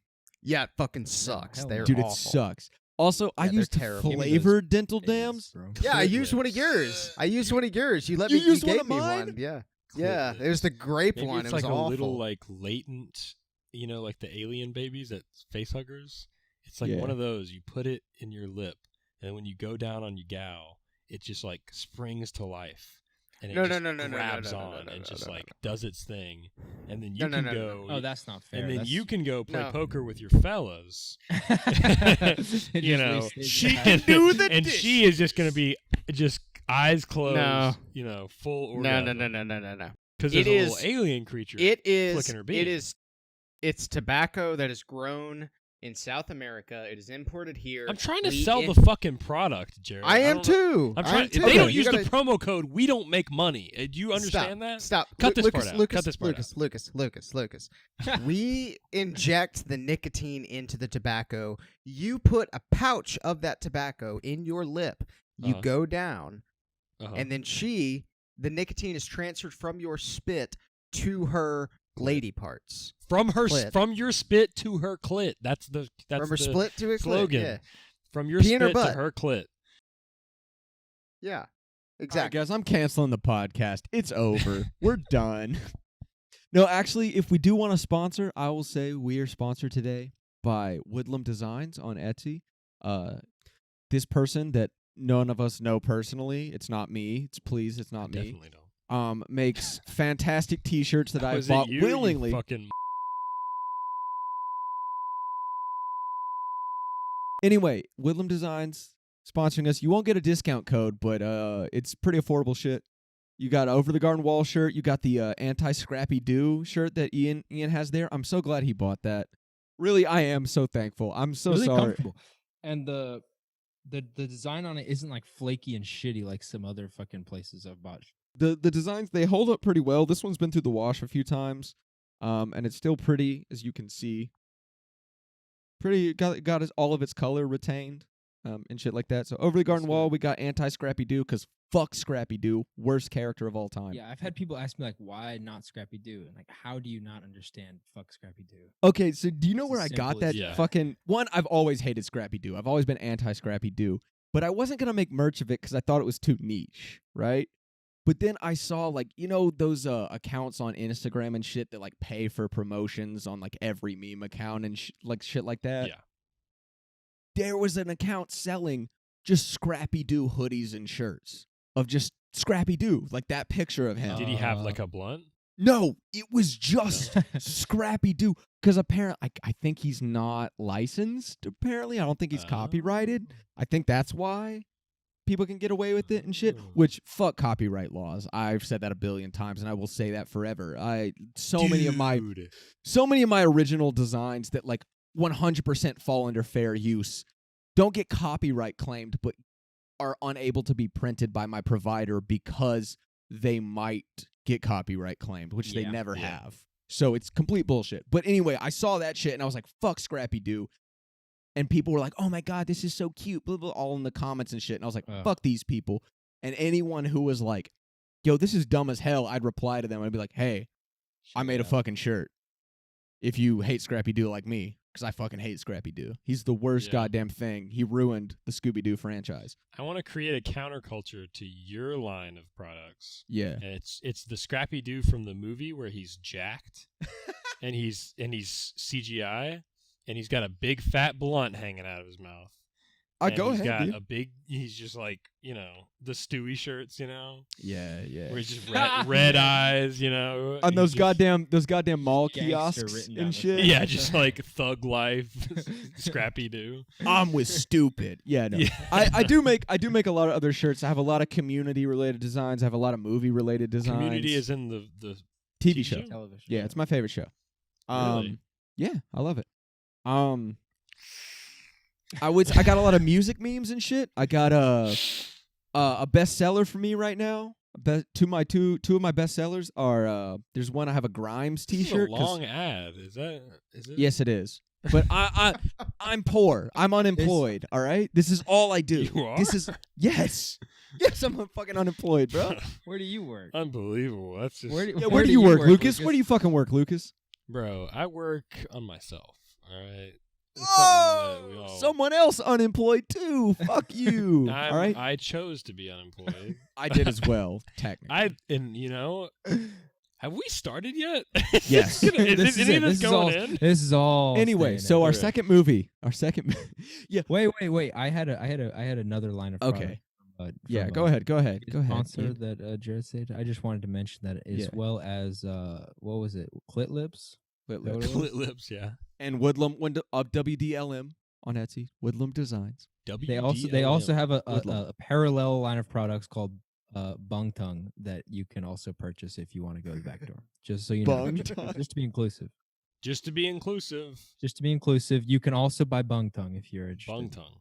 What are you talking about, dude? Clits are just small penises. Got nothing wrong. Yeah, got you no can problem use with clit it. lips on penises. Is that correct? Yes. Yes. Yeah, in the same way you can dunk your balls in soy sauce. Yeah, the nicotine goes through your urethra and just works its way up to Alright, your nervous dude. system. All right. Yeah, I don't know about all that shit. All right, man. That sounds gay as fuck to me, if I'm being honest. You're missing out. Okay, I mean, missing out on Well- a great product. So Look, I'd be fine with your product, but like, I just don't think gay people should have rights, if I'm being honest. dude, it's fine. Enjoy your Crystal Burgers and your fucking Preach. Marlboro cigarettes. I Preach. mean, Trump 2024, brother.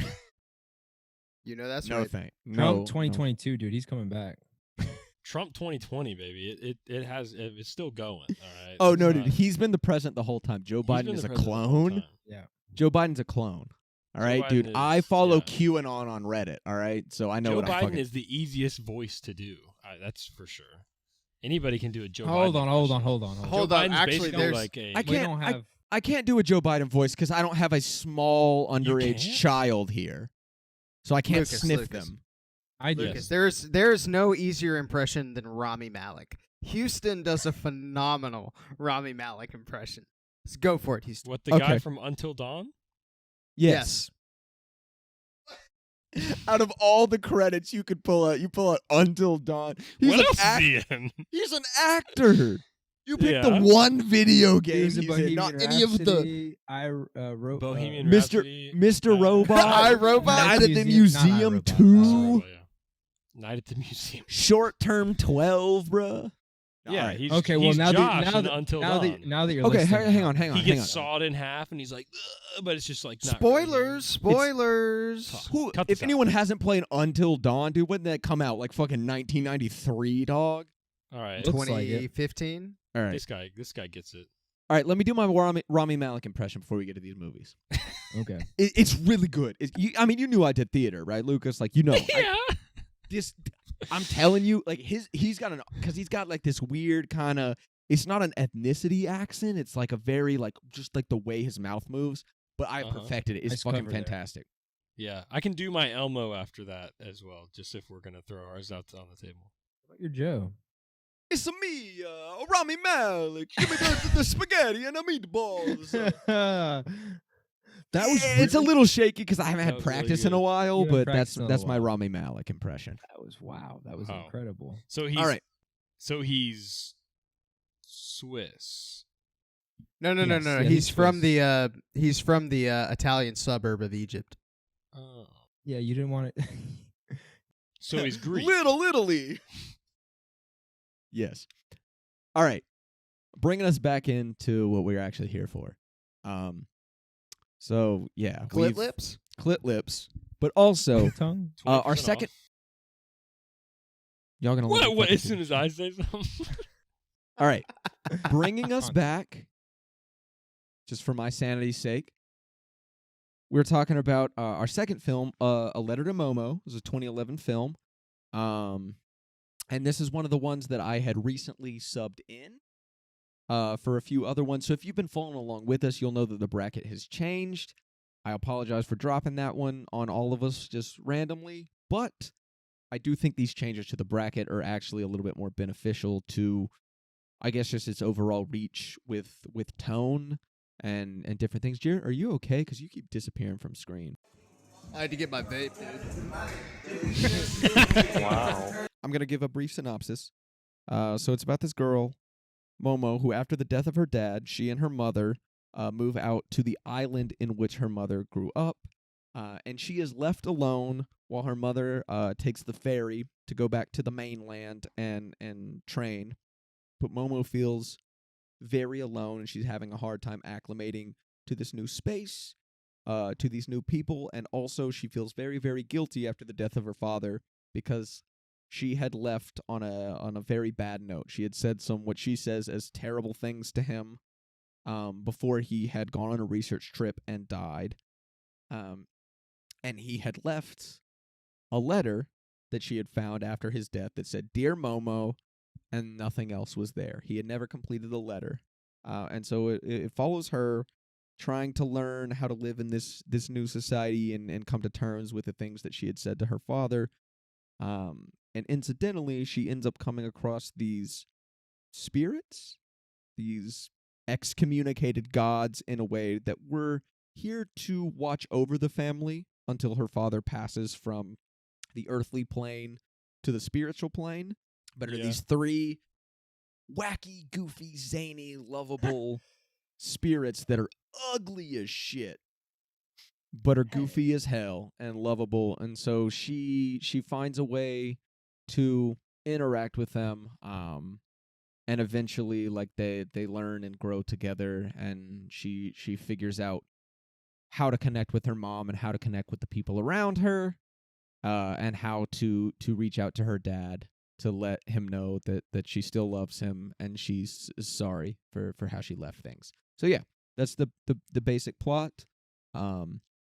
Sounds really thematic, but it's a good time. So would anyone like to start with our initial reactions? Lucas, why don't you start? I basically get all my opinions from what you guys say, so I guess. Well, never mind. I know. That's perfect. I That know means the you last know the last I'll go movie we first. talked about, you were like, I've not finished yet, so I want you to go first. Yes. Okay. Oh, okay. Well then, Yeah. Initial Arrietty reactions. In the no. No. Yeah, A Letter to Momo. I really liked it. Way more than the first one. And like I said, it watching the first one was from a reprieve, from all these kinds of movies, you know. But when I watched this second one, when I watched the first one, I knew it was like a Ghibli movie, and I just associate that with quality. So I guess I almost kind of like, I just didn't notice. And Ian's right. I mean, I kind of like almost created a bias throughout our conversation toward the movie I watched that I That didn't always have that much Ian's of a problem. right. Yeah. For once. Hate that shit. I'm just kidding, Ian. Love you. But it doesn't mean it's invalid. But when I was watching the movie, I just like, this is a Ghibli movie. It must be good. And I was just more positive, I guess. But now reflecting on the negative, whatever. But Momo, I did like a lot. It just had like, I don't know, it had a lot of character. And okay, this is something that I've been meaning to mention. It doesn't necessarily have to do with my opinion. Sorry, but I was meaning to mention it when we were talking earlier. I guess it doesn't have anything to do with it. Never mind. It doesn't. It It's doesn't okay really, if it's relevant. We will compare these two films at the end to but return it's just, to. It's just about Japanese or like these types of movies in general. No, you can if that feeds into your point. Okay. That's fine. I like that, in American movies, I feel like the main character, if they're a kid, they can be the weirdo, but in the end of the movie, they're the cool kid. Like they kind of like, Karate Kid. Like in the beginning, he is kind of like the bullied, but in the end, he is like on top. Yes. And that's the victory. But in these movies, like the weirdo is like celebrated, and they're unchanged, sort of. They're like celebrated in their own sort of weirdo ways. Yes, and it makes sense as to why, like, kind of like, I guess, weirdo kids in America sort of gravitate toward like anime in these kind of movies. Yeah. Which is why all of us are here now. Yeah, that's fair. I can't argue. But yes, and that's one thing I love about this movie is this Momo is she's a weirdo. She's socially awkward. She's like just trying to like figure out, this thing. Her dad just died and she doesn't know how to deal with it, and her mom is struggling with dealing with it, and she's struggling with dealing with her mom, and she doesn't even know that her mom is like, she doesn't even think that her mom is struggling, which I think is something that I guess we can all relate to, being children and thinking like shitty things about our parents, and then we get older and we're like, damn, they were going through things. They're living their own life, They're people too. It's more complicated than you think as a kid. I think and also the whole Dear Momo, like that just letter, I think that was just such like a beautiful little idea that she finds this letter that just says Dear Momo. And to the point where at the end of the movie, when she picks up the letter off the boat that says Dear Momo, or no, it says, Momo, and then all the stuff scratched out that the big guy had written, sorry. And then it's in his handwriting once again, it says Dear. So like he fixes it so that it says Dear Momo again, right? Yeah. I loved that. I hope that was going to be it. I don't know why. That's just so like, I don't know. That made me think for a second. I was like, he like didn't write anything more. He just corrected it so it said Dear Momo again. And he's just saying like, I love you. Like, you know that, I don't know. Yeah. It's just like, yeah. But then she fucking, there's another piece of paper. And then she, it's a whole message. But, so that kind of, but I still love the idea of like the little Dear Momo. Oh,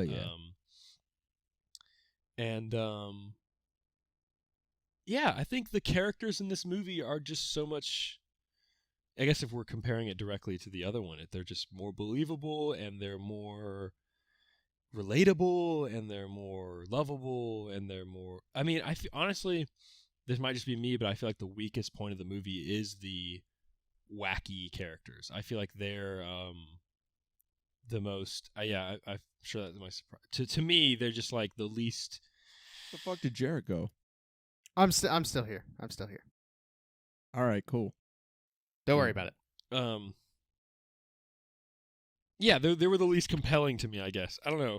Throughout the whole movie, they are consistently like, I guess, evil, sort of. They're malevolent. Yeah.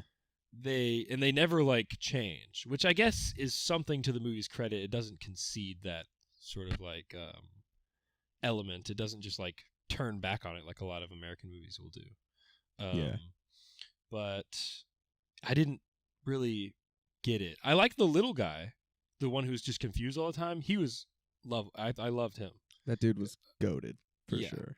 But the other two guys were just like always trying to deceive the girl, and they were always like willing to. They never stopped stealing. I don't know. It was like, they just never stopped being shitheads. Like I don't. And I guess they literally like the whole time they never acted out of anything other than self-interest. Even when they saved her, they like were just like, oh shit, we got to do this so that we can like, this is what we have to do. This is like, part of or the else job. we're gonna get in trouble. Yeah, I liked it. I liked it a lot, and no. I definitely liked it more than Arrietty. And that was before we talked. When I saw it, I knew I liked it better, and I related to it more, and it just felt like these are real people. The real struggles that, although they're sort of unusual in a lot of ways, they just feel like people, you might know. But like Arrietty just felt like this weird saint kid who's got a heart thing, and like this fucking little, I don't know, it's just, I couldn't relate to it. It was just like nice to watch. But this one was kind of impacted me a little bit. Yeah. And in the end, when they get the resolution and the mom and daughter sort of understand each other better, I love that shit. I love when like, the parent and the child come to an understanding.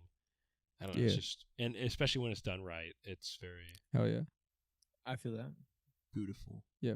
Ian, what'd you think of this film?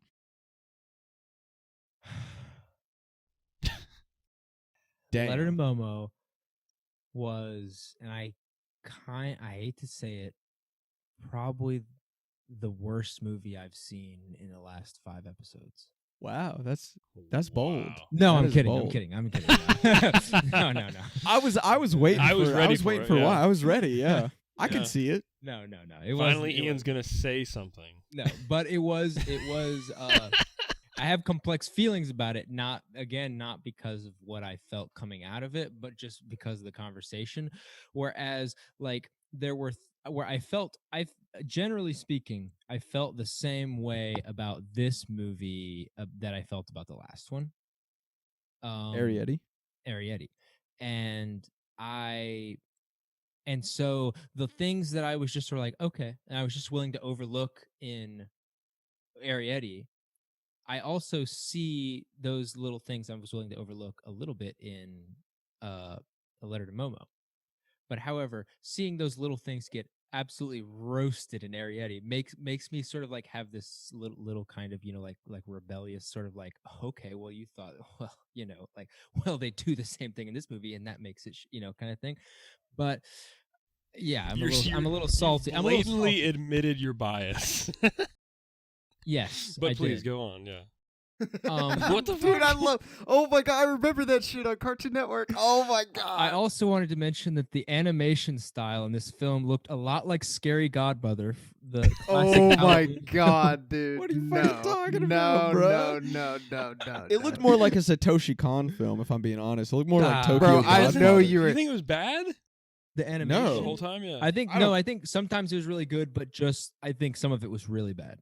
Some of it took me really out of it. Can you and can just you like- just like name like a section of the movie? I can name any time that you see a close up of the mother's face, it feels like Scary Godmother. Oh Or that my you see close up of really God. anyone's face, where we're like the zoom in, like when she's like reminiscing about like, oh, like my mom was like hiding her pain. Yeah. Like it shows her like putting on that fake smile, and she's like, Nah, dog. it looked Nah. it looked. I Like, know- It looked I like, know- It looked like the early 2000s for like Ian, CG. Ian, shitty I know CG. she's not your type because she's fine as hell. Yeah. But Yeah, that's true. that mom was. Oh yeah, that mom was a mill. I would was lay most down my life for that bland-ass. She mom, was dude. milk Oh, toast. Oh, but she's hot. She was milk toast with a no. crappy She CG was creepy mommy milk face. toast. She was But she mommy was hot milker's milk looking. toast. That's what matters. history. The amount of time she history bent will over in prove that me- movie. History will prove me right.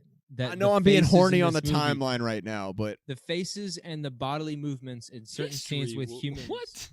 will prove me right. See, that it was Lucas, can funky you- and it was can you weird, agree it was with me? Scary Godmother. Lucas, can On you agree whatever with me it that is, as Ian? long as it's contrary to what Ian's saying, yes, I can. Anyway, so there are little elements which I kind of want to clown on just because I feel like they aren't better than the other movie, but I feel basically the same about both of them. I thought they were just nice and pleasant movies. Yeah, I also wanted to mention the Scary Godmother thing. I thought that the characters, I thought that the little silly monster characters, I liked them all. Did you guys notice? Did you how many of you guys watched the sub? The dub. Sub. I mean, the just dub. me, Sub. yes. I watched Sub. Oh, You watched sub? Jarrett, Yeah. sub dub. Fucking loser. You had that background prepped for this shit. No, I didn't dude. actually. I downloaded it while Lucas was talking. I downloaded it. Yeah, sure, dog. Oh my god. History will prove me right, bro. You can see me in the vid. But Jarrett, sub dub. You loser. Jarrett Why watched you the just sub. had that? I watched it subbed. You absolute troglodyte, dude. Okay, well, all I wanted to say is the frog guy. Yeah. His voice was the voice of Master Shake. I'm pretty sure, From Aqua Teen Hunger Force? yes. yeah. And he sounded just like Master Shake. No. It was really good. It was really good. in the dub. Dude, that'd be fucking hilarious if I that think it actually is. true. I haven't looked it up yet. I but think I'm it pretty is. I think sure- I you- think it is. Why Yeah, would you you're right. not look up that? Why would you present that fact and not look it up to tell me if it's true or not? if I Because I'm not afraid to be wrong, Houston. I know that because you're wrong all the goddamn time. Oh, wait, Ian, you finished? Or do yeah. yes, Ian's done. That's basically it. Yeah, well, Master Shake, and there are probably other points. But we'll what get was your into that I can talk general more. consensus on it? He thought said it was the I same thought- as I thought it was Arrietty for him. enjoyable. I guess I can get it. Okay. Some of the relationships I don't like as much as you guys, or at least you. You're I'm the only one who's talked. Some of the relationships I don't like as much as you. I don't like the little like I know the teensy romance. I like that you were like saying that it was a little more drawn back, which I thought was good. But everything else about it I thought was kind of. It's hardly even a romance. I mean, yeah, it's I just know, like, but I thought it was just I didn't think he even needed to be there really. I thought that the mom stuff it didn't hit me all that hard until the end. Didn't really hit me all that much. Well, that's the point. I think you realize that it's sort of in retrospect, like, oh, that's why she was such a bitch the whole time. You know, like you see it through Momo's eyes. I mean, that's fair. It might just be me. Yes. Fair. No, Lucas, you're Connected. I agree with you, Lucas. I see you on that Textually one. correct, yes. Whoa! All right, Ian, you throwing out those words right there. All right, it actually makes me Sorry. think that like you're coming after me, bro. I would never come after you, I know you wouldn't, dog. but I'd fuck your shit up, bro. it was good. It was good. I liked. Cool. Cool. Yeah. Yeah. I don't want to. Yeah, that's basically it. Jarrett, would you like to go, or do you want me to go? If you wanna be the closing Momo, because I know It doesn't matter. I know that you like this movie a good bit. So if you want to it be doesn't like the matter. anchor, all right. Well, then I'll go then. Just because I am excited to hear what you want to say. But I love this movie a lot. I did not expect it to be as good as it was. I thought it was going to be like I had picked it to go up against to replace something because I wanted to, and I kind of getting rid of that stipulation of like, oh, every director needs to be represented more than once. As much as I would love that, and especially for this director, I was like, that's dumb as hell because like it's just getting a little too same. You know, like I feel like we were in the second half. I was looking through and I was like, we're gonna be watching like the same tonal movies with like a lot of similar themes. So I threw this one in because I thought it would be a good matchup. And I also figured it would be the same level of just not, God tier, but not bad. And boy, was I wrong about Arrietty. That movie sucked. But for this, I was pleasantly surprised. I was not expecting, and that's the thing, is me and Lydia had watched Arrietty, and at the end of it, we were like, we were not going to watch another movie, but we were like, we need to cleanse our fucking palates, because that was garbage. I hated it more than she did. She thought it was okay. But, so we watched A Letter to Momo, and I was just pleasantly taken aback. There are a few things in the movie that I wish which is why I won't say like a perfect movie. I think they could have dove in a little bit deeper. I do think that like things that were withdrawn, like you were talking about, Lucas, were pretty good. But I think there was a little too much that was held back. I think they could have gone a little bit deeper. I think the emotional resonance could have hit a little bit more. And I don't know. I haven't seen a lot from this director. But I think, like, when I was watching it, and I could be wrong here, but when I was watching it, I was like, I think if someone like Satoshi Kon or Miyazaki or Hosoda did this movie, it would be, like, a little different. And I know you can say that about anything, but I was like, I think I would like it just a little bit more if their style and their, like, proclivity for emotion was attached to it, or their proclivity for character. So I do think it left a little bit to be desired, but that was minuscule compared to the rest. Like, I thought it was fucking fantastic. I really enjoyed it. I agree with what you said, Lucas. I do love the letter as not really. I mean, I guess it is a MacGuffin in a way, but Kind kind And of. you know what I will say? Something that Arrietty never did for me, when the fucking big guy takes the letter and he's like, this report is not nearly sufficient, and he writes over it. You were like, my no! heart sank. I was like, Yes. oh my God, no.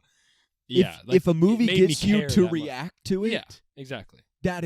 it has done at least something right. And Yeah. that movie had me reacting to it. I will say I might be a little biased because I was in love with the mom. She could tell me to Milk do anything toast. and I'd do it. Fuck off, brother. Fuck off. You thought Arrietty was good. All right? I can't listen to you. I'm right. Uh, Yeah, sure. All right. She wasn't that hot. Really, out of all of us, like, I'm going to trust your opinion the least on this one, Ian. Wow. you can't tell me which hose is hot and not. That's true. They didn't have any. They didn't One have any- episode in, and They I'm didn't more have any credible than babes you in this already. one. Huh? I'm more But I credible will than you say- already after one episode. By technicality. Not even a full one. Yeah, I definitely really liked Momo. I'm blanking right now because there was one. Oh yes, the last thing I want to say. And Lucas, I'm sorry, I'm gonna leave you out of this because you're not a consistent facet of this podcast. But you can knock your opinion in here, but I'm gonna leave you out of the options. But out of the three fucking I guess disgraced gods or spirits, assign one to each of us. Wait, I'm the one assigning them? I mean, you Or- can't, or all of us, but I assigned okay. some in I my. see what you- I see like, what you're saying. Did you not see that all three of them could be at least in some part representative of each one of us on this podcast? That's tough. I don't know, Lucas, because you haven't watched any of our previous episodes. Yeah. Okay. So I'll leave that to you guys. I'll just But I would actually no. I want to get your opinion first before I get theirs because they're gonna be biased. But Okay. I want to hear yours first. No, I Well- want to hear Lucas's. I want to hear what he would assume. Who was what? Okay. So the most striking one is the little guy. Yeah. I feel like who is the little guy is the. I always think first like who's the most out there one, like when we did the little rodents in that other movie. Okay. You know, Yeah. the little rodents in the bunny movie.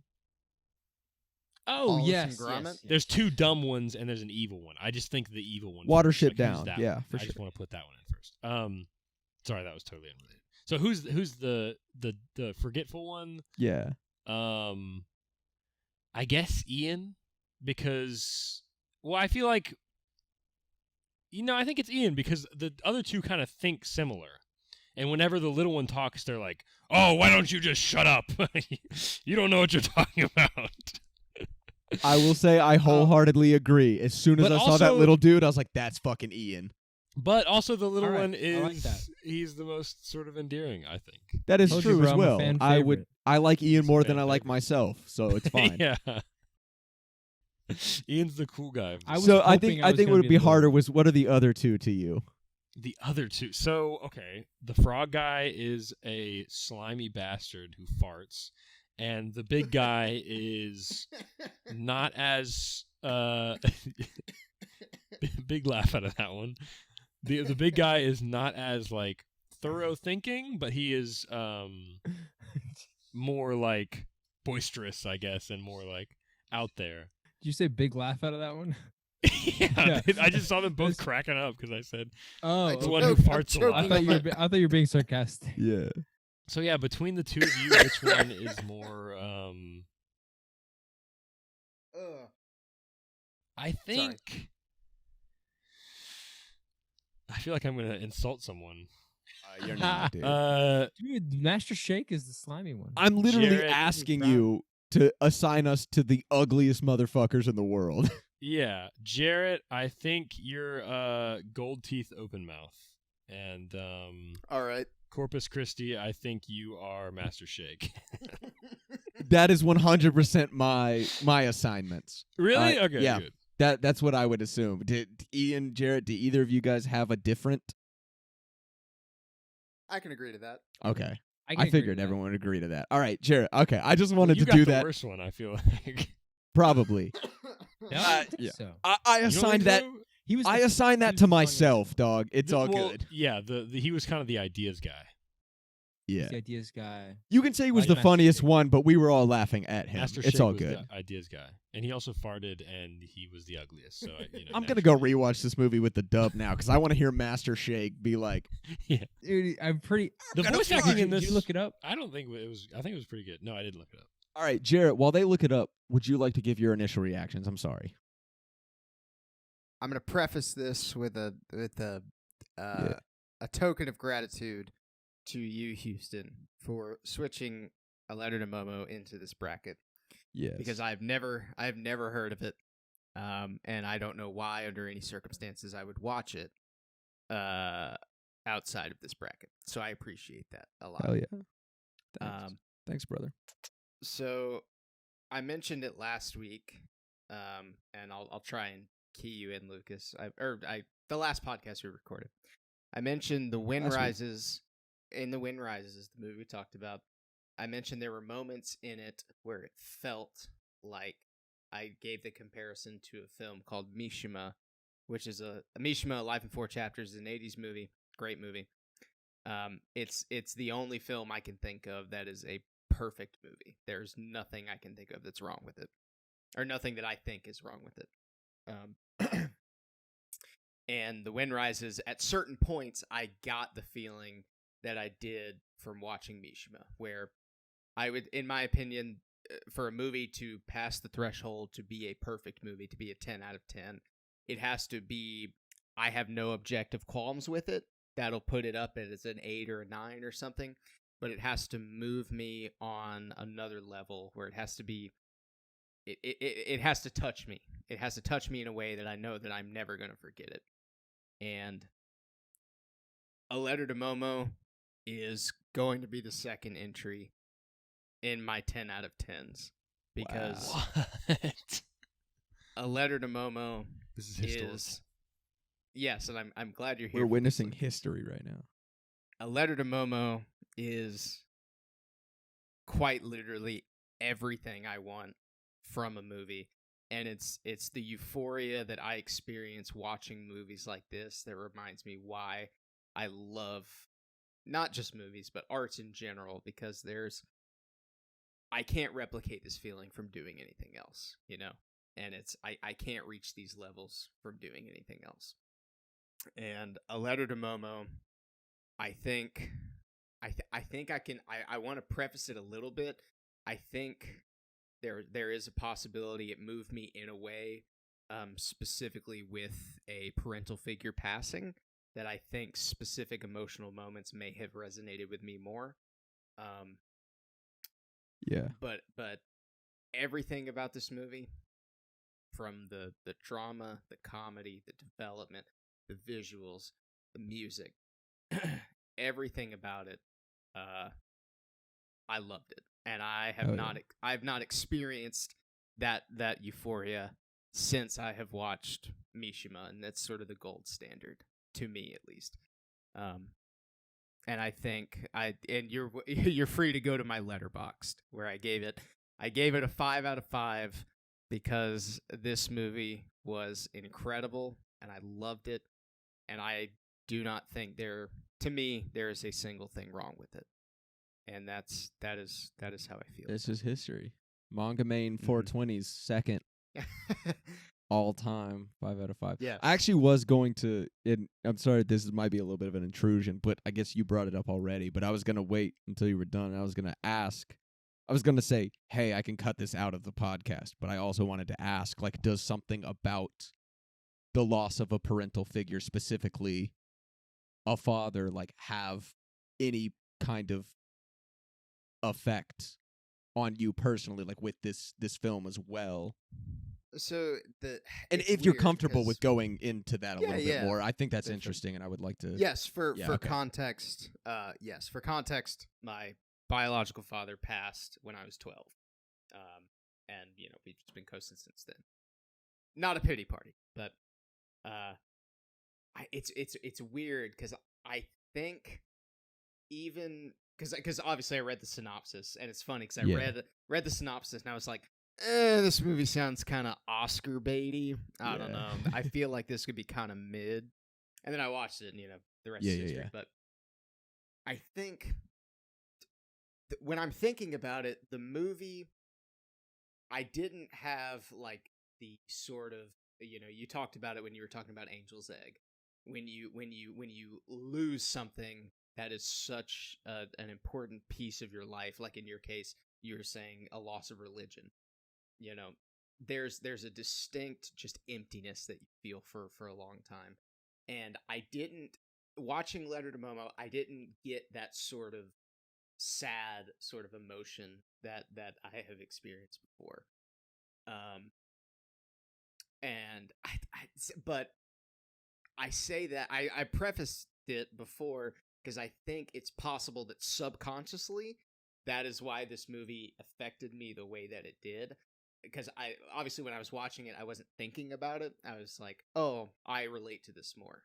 That's probably it. But I think it is very plausible that purely because of that relatability is why I just love the rest of it.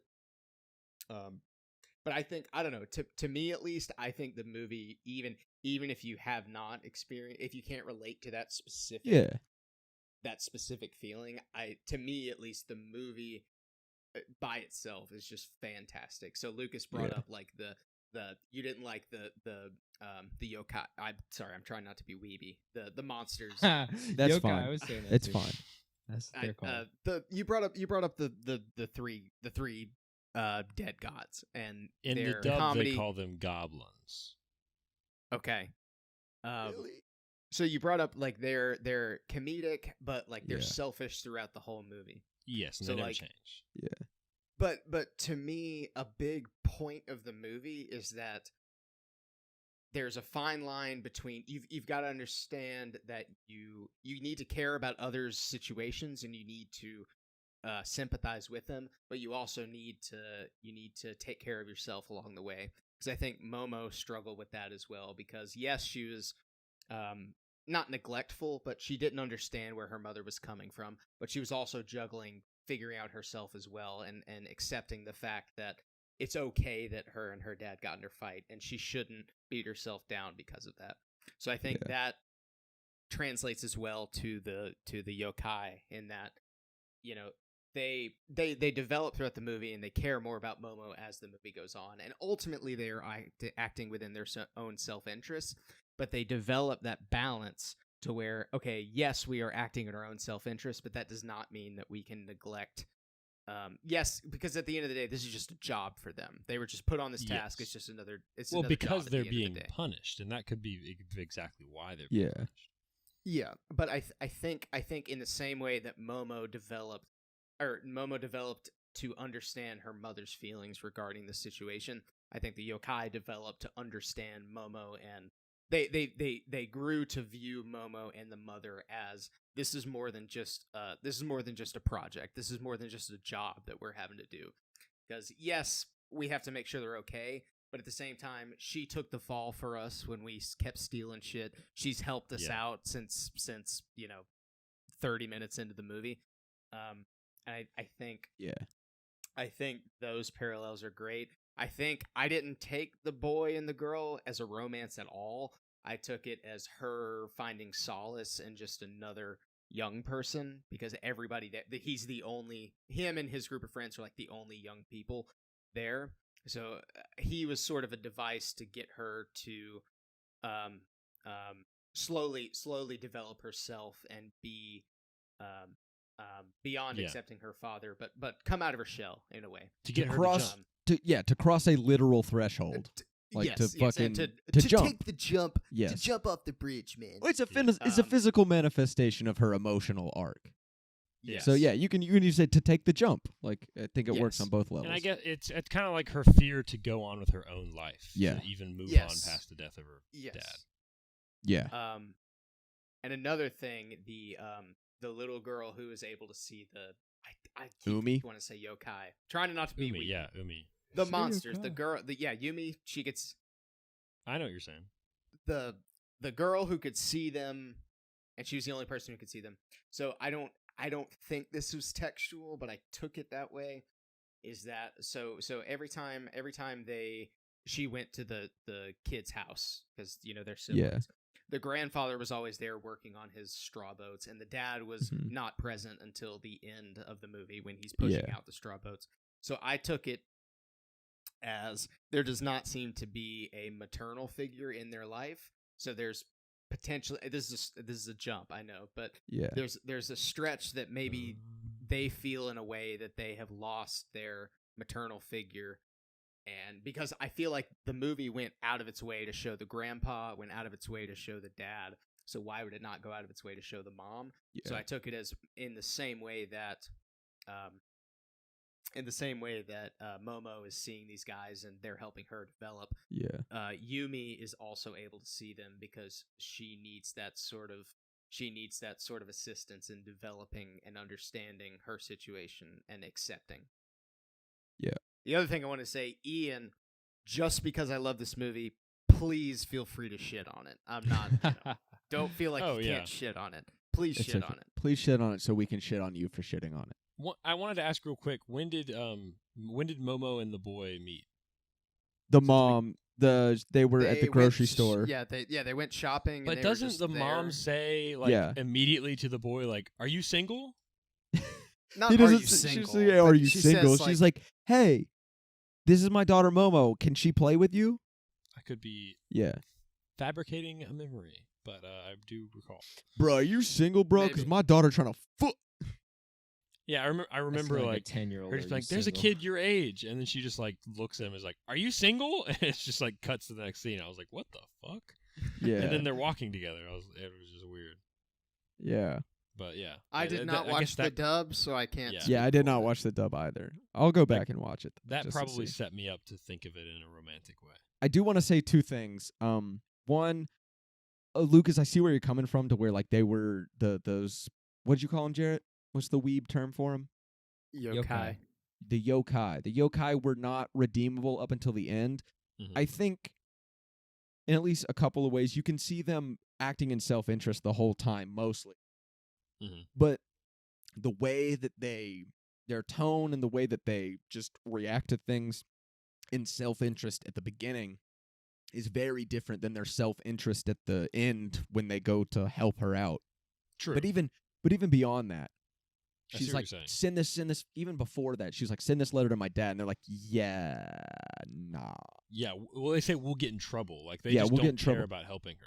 And I they- think, at the But they end, did it. They did it. Obviously, if the letter from her dad comes back through the boat, Yeah, they were the only ones who could have. So Yeah, exactly. even if you can make the claim that they always acted in self-interest, that was the one time. There was at least an Well- example of them not acting in self-interest. If I can refine my point, Yeah, no, that's I think, fair. yeah, at the end they want to help Momo, but they are afraid of the repercussions. Yes, and they yes. won't do it, because of the repercussions until they find out like the loophole, right?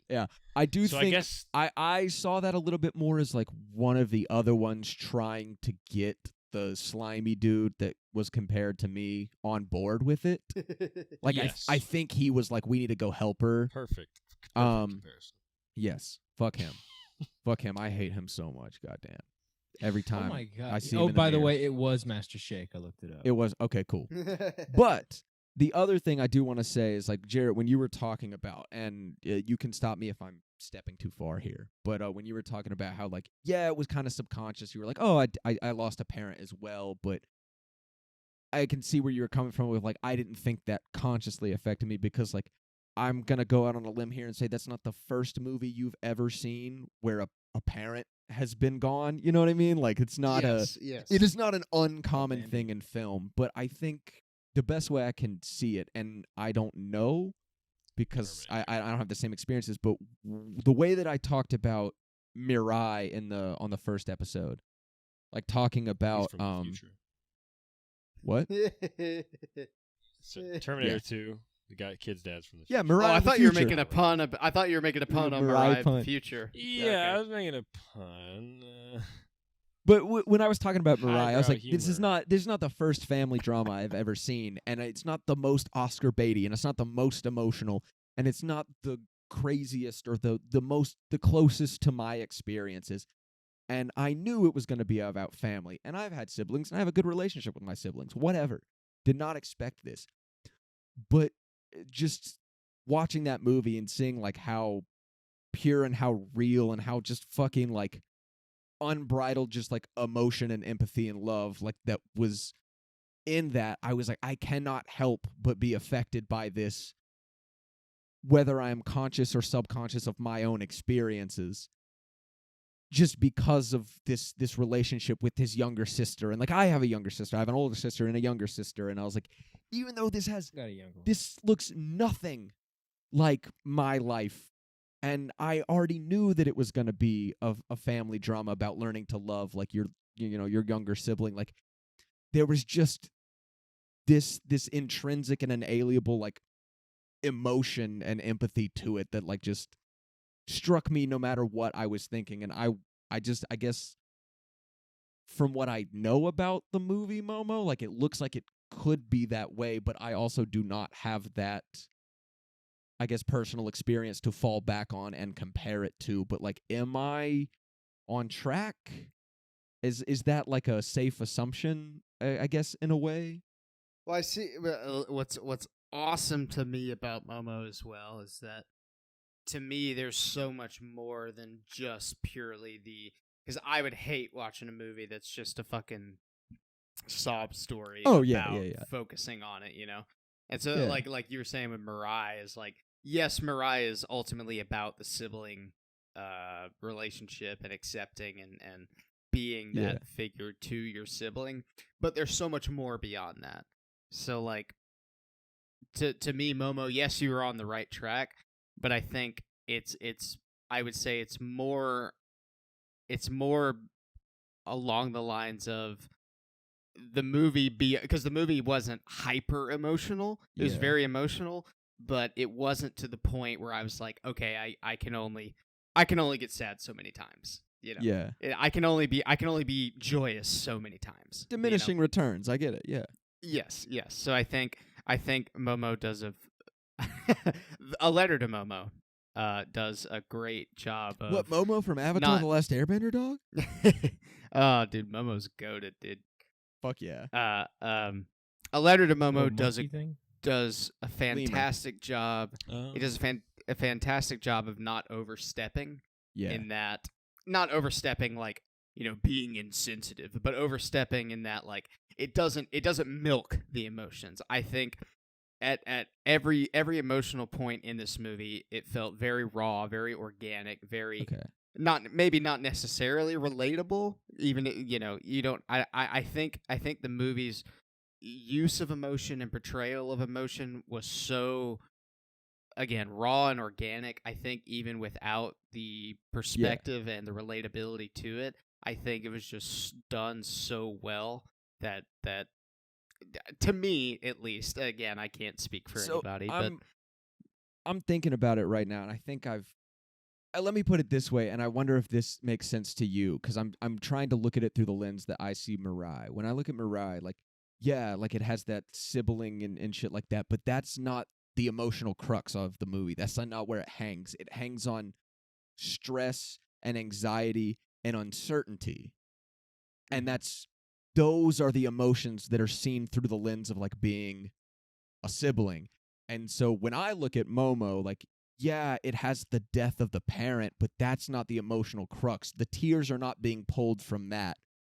It's being pulled from guilt and from fear and from like the refusal to move on. Is that a better way to look at it? Like, it has these adjacent emotions that are organic and real, to where you don't feel like you're being hit over the head with like, be sad because someone died.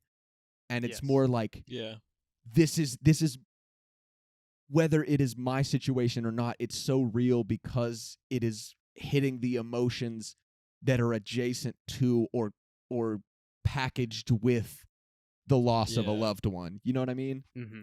I would agree. Okay. I agree. Yeah, I'm processing this in my head while I'm saying it, so it sounds like I'm like, is that right?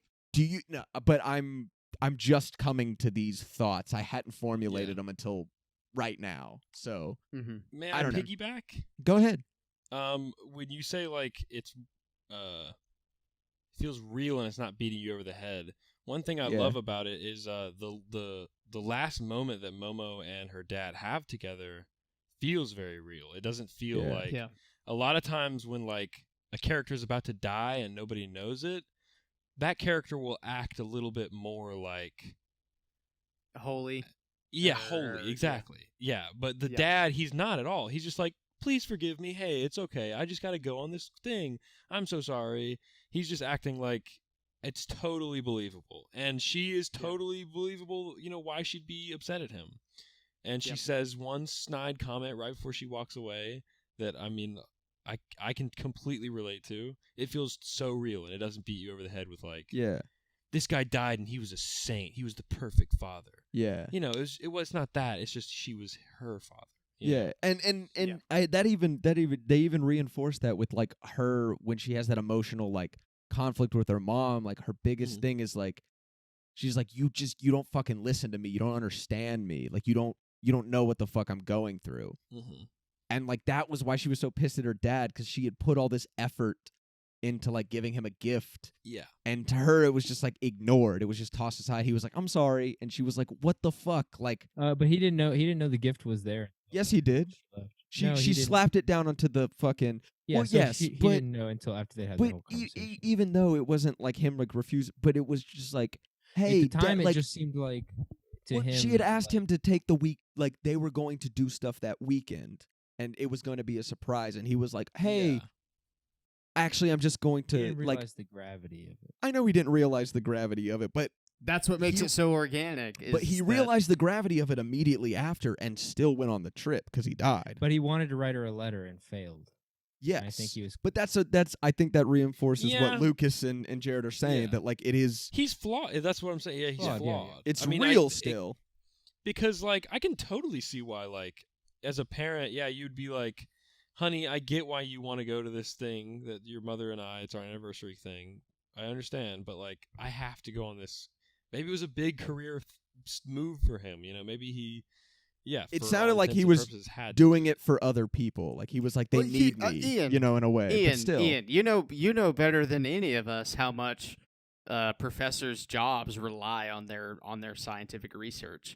You know, this Yeah. expedition could have been, you know, the thing that got him tenured. It could have been the thing that moved him from an assistant to a professor. You know, Yeah, and a Yeah. 13-year-old's Or it not going to could've been, understand that. And I just think Yeah. that was, I think you're right, Jared. I think you're right, Lucas. Like it was just really, really real and really refreshing to see like no one portrayed as a saint. And like, yeah, Mhm. she said some terrible things to him, but it was a natural reaction for her. And we understood that, but that's what she had to get to. Yeah, and she no still one did get portrayed to as it. a saint, as opposed to Arrietty, where it's like half saint, half goblin creature who only believes in evil. It's just like Yokai. nobody's. Yeah, We you got the should. fucking hag woman, and then the Yeah. kid. There's completely just like. Yeah. So that's a good different. segue, unless anybody has any other broad points about Momo they want to make. But I think we should go to comparisons and voting. And does anyone else, Ian, I guess, because the rest of us have already said a few things, but do you have anything else about Momo that you feel like you need to say? get to the nitty gritty. Yeah. Not particularly. All Okay. those sorts of nitty gritty things. It feels like it's just they don't really need to be said necessarily. Yeah, it's just you just have really low cognitive functions, and Yeah. I mean, I'm a little tired, and I feel like Yeah. it's which is why I think we Uh, should do the wrap up soon, because this is shaping up to be another big old a one. beast. A beast. It is going to be a beast. I think Lucas should go first with the wrap ups and the vote, because no offense, Lucas, but your vote technically doesn't count. Yeah, I that's well, what I told Ian. Dude, no, fucking no, tell it'll- him, dude. It'll count if it does not result in a tie. That's what I told Ian. It literally can't count. Like, Yeah. you know? I mean, it's fun to Because see if it how you'll isn't a tie, it wouldn't matter if I voted that anyway. Yeah. And if it is a tie, it doesn't count. So Yes. But my vote is obviously a letter to Momo. No, you will be okay, cool. Yeah, you will be logged. I have a letterbox My list arbitrary vote. of how we Yeah. vote for each Oh, movie. okay. So you will be logged as voting for this one. Gotcha. But- You'll just put me in a different color If and in you- a smaller font. Okay. If you want to, you don't have to. You can give a little like, this is what made that better than that. Oh. Yeah. I think the biggest thing for me is just the characters. I think the characters in Momo I cared about and I believed, and Yeah. I mean that's the main. I cared about them and I believed them. In Arrietty, a lot of the characters just seem like stock photo versions of like real people. You know, That's a that- great analogy. like one word descriptions you could give like for a character, and then like you just that's it, that's all you have to go It's just they were just so could they never have thrown in a little sympathetic tidbit for the hag woman? Does she just have to be a fucking hag woman? You know, Sometimes I don't hag know. women are hag women. we Yeah, don't need to rehash the hag woman. if thing she had a again, but- hag woman motivation, that would be fine. But it was just kind of Yeah. thrust upon us that she was evil for Well, no I guess fucking the reason. thing is that she believes in the little people, but everyone thinks she's crazy, right? But that's what's, dude. I wanted to say this earlier. That's what's so stupid. From what I got from the movie, her reasoning for just hating the little people and wanting to expose them was to prove to the aunt that they were real and Yeah. convince her that they're evil for some reason. No, I think that but one because time, she had that line where she said, "I've been noticing stuff being stolen for years, and now I can finally prove Oh. you." Despite the fact that the aunt had literally had like a 5-minute segment of her being like, "I really want to meet them too. They just sound so magical." Like I don't Yeah, know where. flimsy. Yeah, I agree. It felt very like, "Oh shit, we don't have an antagonist." She was unabashedly talking to the dude who recommended her the pest control people. I don't remember. I think it was like the Yeah. mailman or some shit. yeah, Yeah, Yeah. and she was like, I've been noticing strange shit. So she clearly was not ashamed about her image. And it Yeah. really was never established that she was adamant about it. It was like the grandfather. It very much, very much felt like, "Oh shit, we don't have an antagonist. Let's just Yeah. throw one together real quick." and even at the end, when she they has a trump Stewie her, Griffin ass face. Like you know, she could be when bad. she runs around the house and like goes to the jar and they're not there, and she goes to the Yeah. thing and they're not there, and like goes to the dollhouse and the kitchen's back.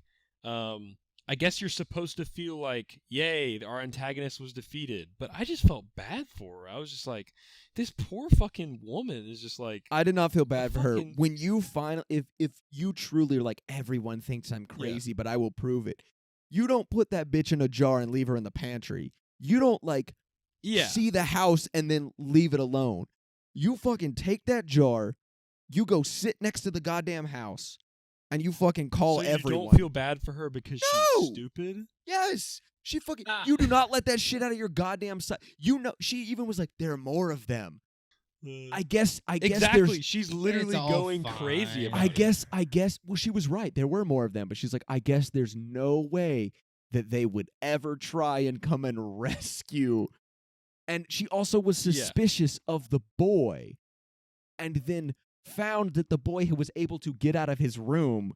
So why Yeah. then would you continue to, like, if you're suspicious of the boy, like, being on their side? Because her social position still dictates that she can't like overrule him. She wasn't allowed to lock him in the room. She can't be like, I was locked you in She the room. did it It's like, still, the though. So fuck? if she wasn't allowed to, like, I Yeah. don't know, I know- capture little people, she still I know, did but it. she hasn't gotten she hasn't been not verified, but Permitted? no, like justified. She hasn't been Oh, she doesn't have a casus belli against him. Yes. She doesn't have a reason yet. She hasn't A proven what? herself. to She doesn't the have a leader now. what? A reason to declare war. No, no, against what word did you use there, him. A Luke? casus belli. Castaspelli? Casus belli. CASSUSBELI. BELI. I thought you were saying castaspelli. It's like Latin for like it's like a reason to declare war. Jarrett, do you want to go first or last? Or I think you should go last. You don't get to go last. I would very actually often. say- I you would should go s- last because I am in such anticipation for what he's gonna pick.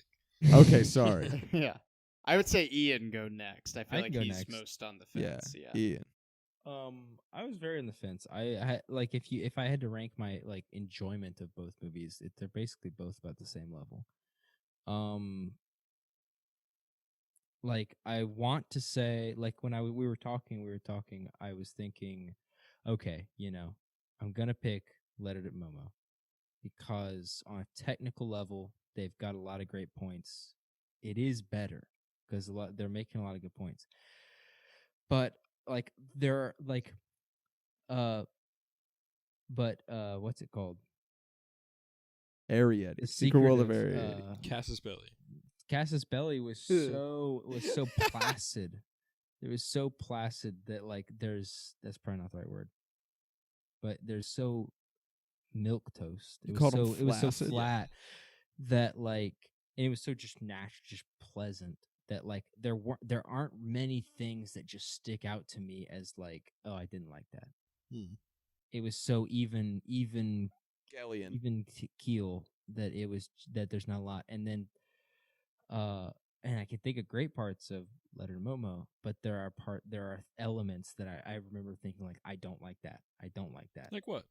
I mean, animation. I don't like the animation. oh yeah.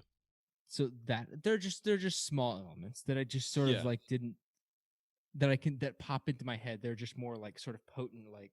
But Arrietty sort of rolled over your soft brain a lot easier.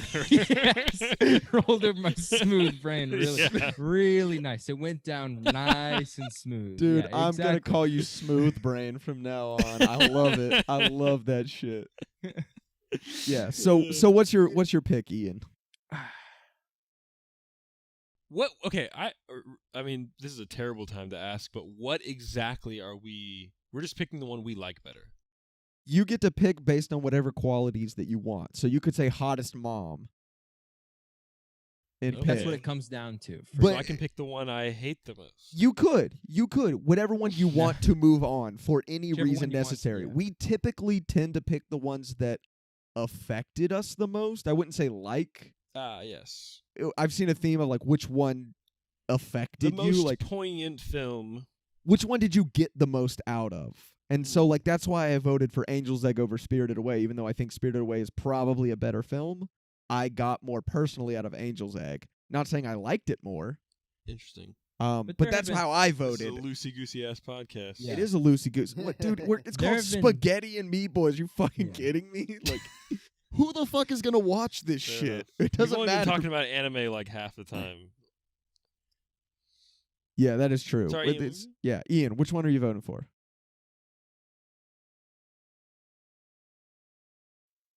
You're the slowest person in the world. I think Holy I'm shit. voting for.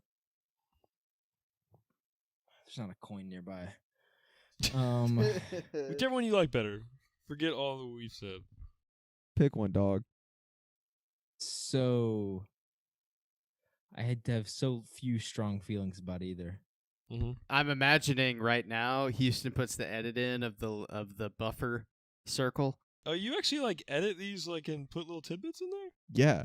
actually Lucas, edit little watch the tidbits podcast. They're on. No. YouTube. Lucas, go watch the no one showed him one. any of Whatever them. episode is boy Please and don't use my real name on the podcast. bro. We've called you Lucas 100 times. I'm not editing that shit out. joke.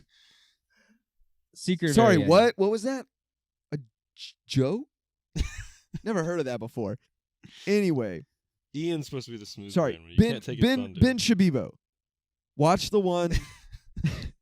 Watch the Boy and the Beast one. Don't Um, watch. Oh, watch Do it you guys right- have Watch like a the episode. highlights reel? I just No, not yet. We have 4, 5, 6 episodes out. No, we don't have a I'm highlight I'm reel. I'm pulling on your jerkins. Honestly, if you were doing that, I'd be coming right now, and I don't see no fucking white liquid coming out. So Look, I'm just making gonna take people it as an come insult. Isn't my haven't specialty, hit it. okay? I'm aware of that. No, That's but one thing Ben Shapiro and I can agree on. if your pussy is wet, you have a medical condition. you have a medical problem. No. But go watch right before like the break. Ian spends 5 minutes refusing to tell us what he wants. He wants Jarrett to watch a scene from the movie to see if he like gets something. And he Come spends like on. 5 minutes That's not refusing true. to speak about it. And Mhm. finally, when he concedes, is like, okay, fine, I'll tell you. There's a great joke in there. There's a great edit. Because Okay, Jarrett nice. knew the whole time what he was referring to.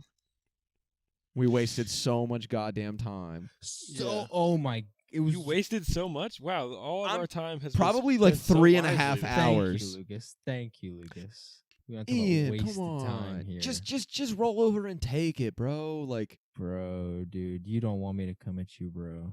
no. You No. don't want me to- You don't See, want me to come on you, bro. me me and Jarrett were He'll talking. do it. Me and Jarrett were talking about this like That's sweet. earlier, like after like the first or second episode, being like, we should just relentlessly make fun of Ian and only Ian. No, because we think you have the best personality for people to latch on to. Is like, oh, Ian's my favorite. Like you're like the Ringo. You know what I mean? Like the I feel like if we just I didn't sign up for being Ringo. you know what I mean? No, if we just keep like if we keep, I'm John Lennon, he's Paul, and you're Ringo. Well, no, Everybody okay. loves Ringo. Yeah. everybody Thanks, loves everybody. Ringo because like no one loves Ringo. That's the point. What kind of logic is that? What No, do no, you mean? No, it was more for the fact that like when me and Jarrett sound stupid, we sound like assholes that have just been talking for too long, and when you sound dumb, it just like sounds so pure. And so it's like it's endearing. You want to Yeah, That's because it's real. It's all real. It's all people real will be when I sound endeared dumb. to you more than they will be to me and Jarrett for good reason because you're like a more likable person. No offense, He's more Jarrett. I don't know. He is. I agree. I feel like No, I I was pretty. agree. I was pretty. I don't know. I came off a little mean on the first couple. I think. Maybe That that's could just be me. true, but you don't even compare to me or Jarrett in the amount Yeah, I of was about to say, what does assery, that make- clown what does that make assery us? that goes on, dog? What does that make us? I don't know. if you're Jarrett's been the most, I guess, not combative this episode. But I guess apparently last episode I was about to say, he yes. was real rowdy. And that's why he's been Uh, I reserved don't this think it was. podcast. No, no, Yeah. no, no. Ian, I'm Ian, don't being don't say you don't think it was. You haven't watched it, so you don't know. See? No, Wait. I'm being reserved You don't watch because this not podcast. no, I'm being reserved because of the episode that has not come out yet, the Steam Boy Windrises episode, because I handled myself like a clown during the Steam Boy Yeah, segment. I got really upset in that, That one. was. That I was know, all I par know. for the course. It was par that's for the all- course. that's all No. up. If you think episode 5 was chaotic in our arguments, episode 6 is just gonna put it to shame. No, it's fun. It's fun, and I'm gonna cut out the actual there was a part where like we stopped and I was like, "Yo, I'm gonna cut this shit out." But most of it's gonna be in there, but it'll be fine. gotcha. But anyway, I'm Did sorry. anyone hear my pick? No. No. Yeah, I said it a Nope. while ago. What was? You No, did? you didn't. You said I don't know, like 12 No, times. You said, "Is there a coin around?" That's what I. No, heard. Yeah. I said it. Okay, what was it? You just got to find it. In No, I think editing, you'll guess. see. Yeah, you'll see it in post. Secret of Arrietty. All right. Anyway, Arrietty had underwhelmed me, and I went in to letter to Did Momo. Ian actually give his pick? No, but it doesn't matter. Okay, it doesn't matter. He claimed he had given his pick, and we I'm asked him to give it deferring my again, pick. and I'm he would deferring say my no. pick, so Lucas's pick matters. Okay, that's fine. Okay, Um, then it's unanimous. Sorry, Not go on. yet. We haven't. Oh no, I Yeah, haven't voted. Not yet, fellas. Am I right? Okay, go ahead. It's just to get my final thoughts out. Arrietty had underwhelmed me, and I went in with the same low expectations because I wasn't hostile towards Arrietty before I had watched it. I was just like, oh, maybe it's like Average. it might be fun, but probably average. And that's the same thing I went into with Momo. I'd seen some critical, reception of it being like, oh, it was a nice time, and I'd seen like, yeah, it didn't get that big. It got itself a small little release. It was like a good time. People were like, well, this moved me a little bit, but it's not the greatest thing in the world. So I went in with low expectations, and it exceeded those expectations in almost no, not even almost, in every aspect. It really did exceed those expectations in every aspect. Not saying that it's a perfect movie, Ian. I can see you cringing. I'm saying my low expectations It's a masterpiece. were quelled by this movie in every aspect of it. So like the bar was low and it passed the bar. But beyond that, I do think it was a good movie.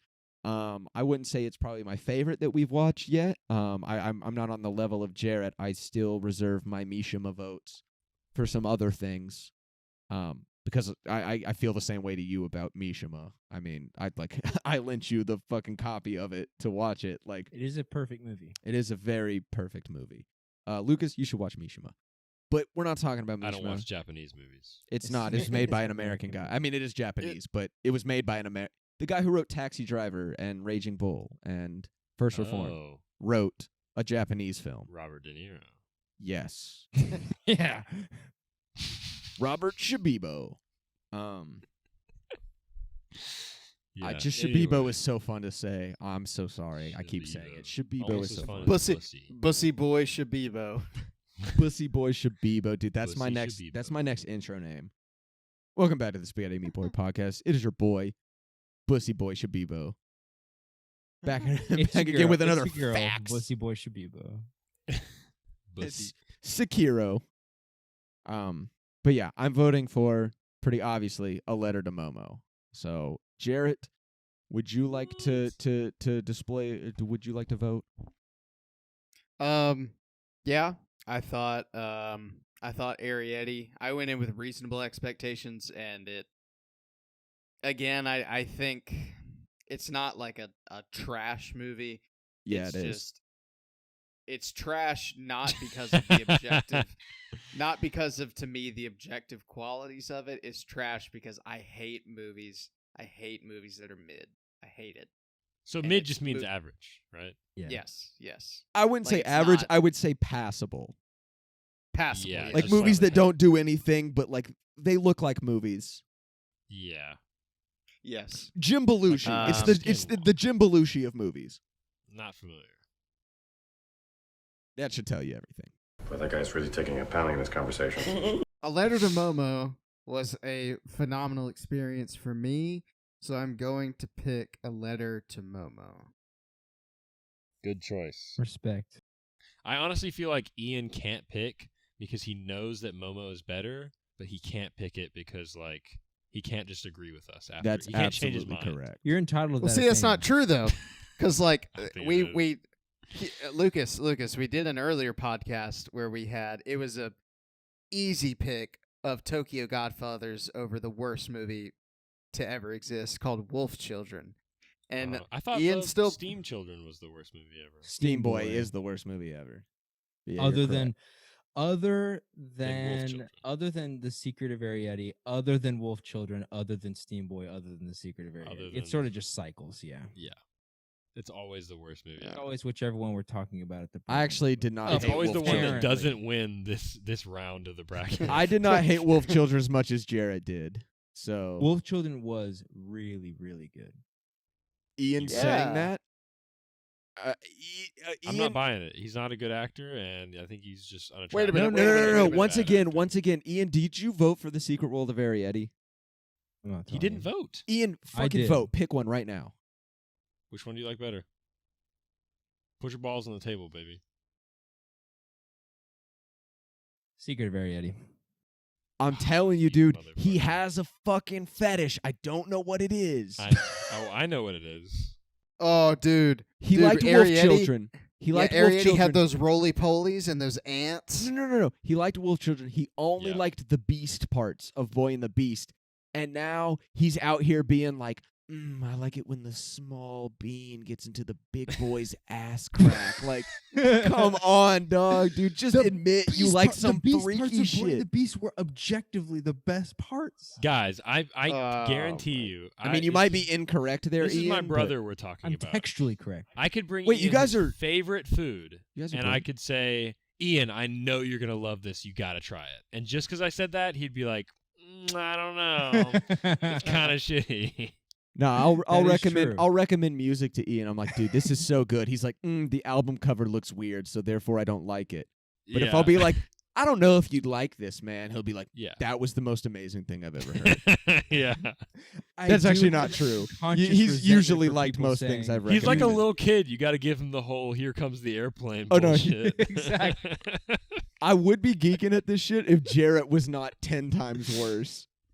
Like- Jarrett worse? I've shown Jarrett some. Jarrett's been pretty. It's with me. When I show Ian Oh, well, music, that makes occasionally he'll listen to it and be like, I liked it or I didn't like it. If I'm like, hey Jarrett, you should go listen to this, he's like, yeah, that sounds gay as fuck, dude. I'm never gonna do that. And then 5 years later, he'll be like, you guys ever heard of this band that you've been telling me to listen to for 5 years? It's so good, dude. I'm gonna pretend like these opinions are my own, even though I've lifted them from you.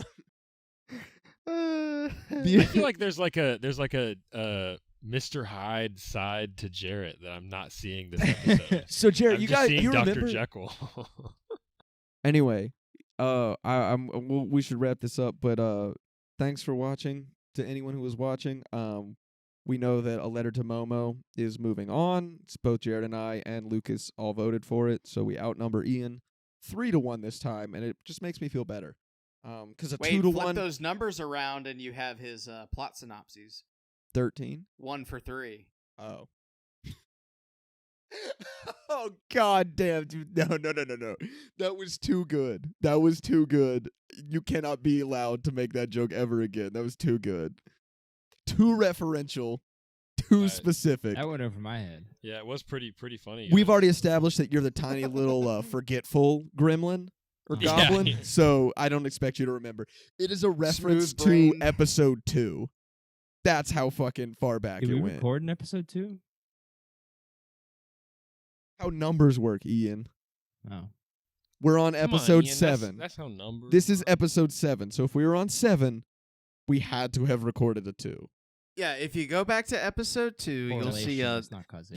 you'll see a big old shirt with stripes on it, and there's a number right on the chest plate or the arm that dictates. It tells you what the episode is. Really. Yeah. That's fascinating. That one went a little over my head, Jarrett. And where can I find the have to podcast? explain. YouTube, Spotify, Apple Podcasts, SoundCloud. The boy in striped pajamas. Okay. Weird name That for was- an anime Yeah. podcast. But No, that's where you can find Spaghetti and Meat Boys.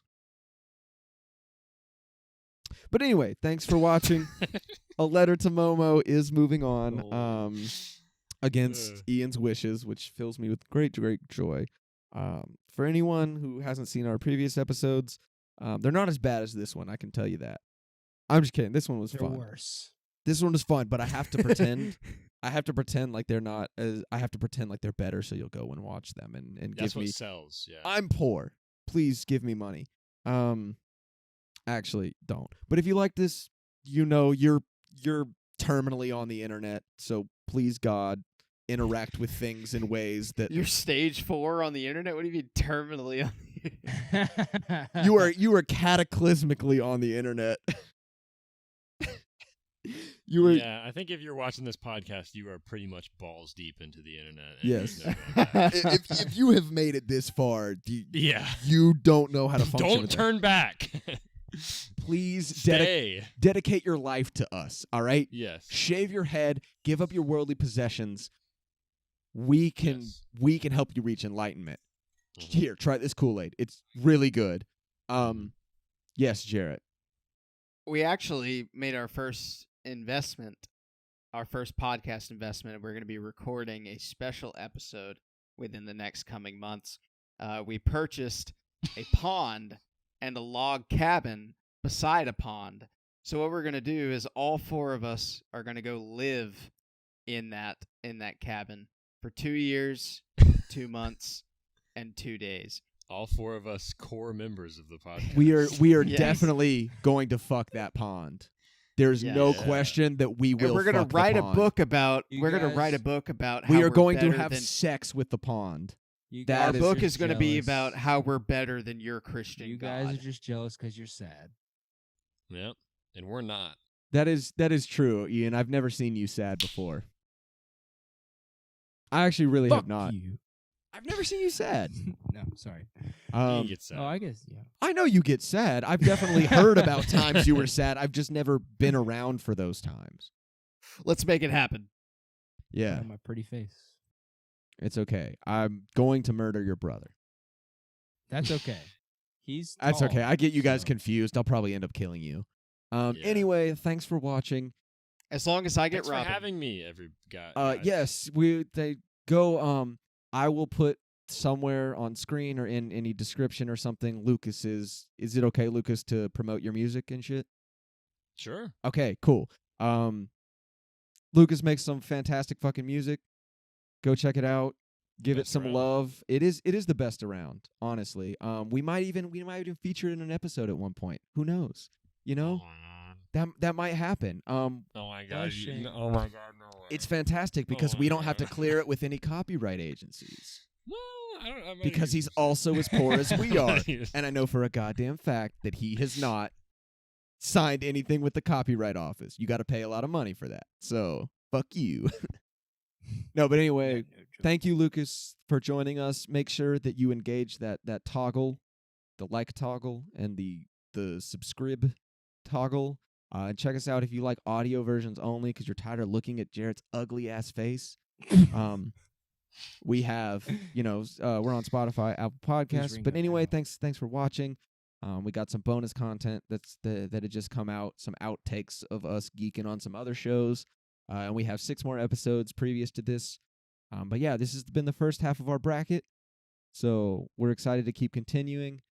And anyone want to say the final word? Y'all know what it is. Bye, clit Bon- lips. Pussy. Bonjour. Thank you. God, just keep with bonjour. Link it's in the bon- description. I don't need to I- learn I new have words. No way of knowing this. Lucas, would you like to, as our honorary member, say the final word? Bonjour. I am here. Hair.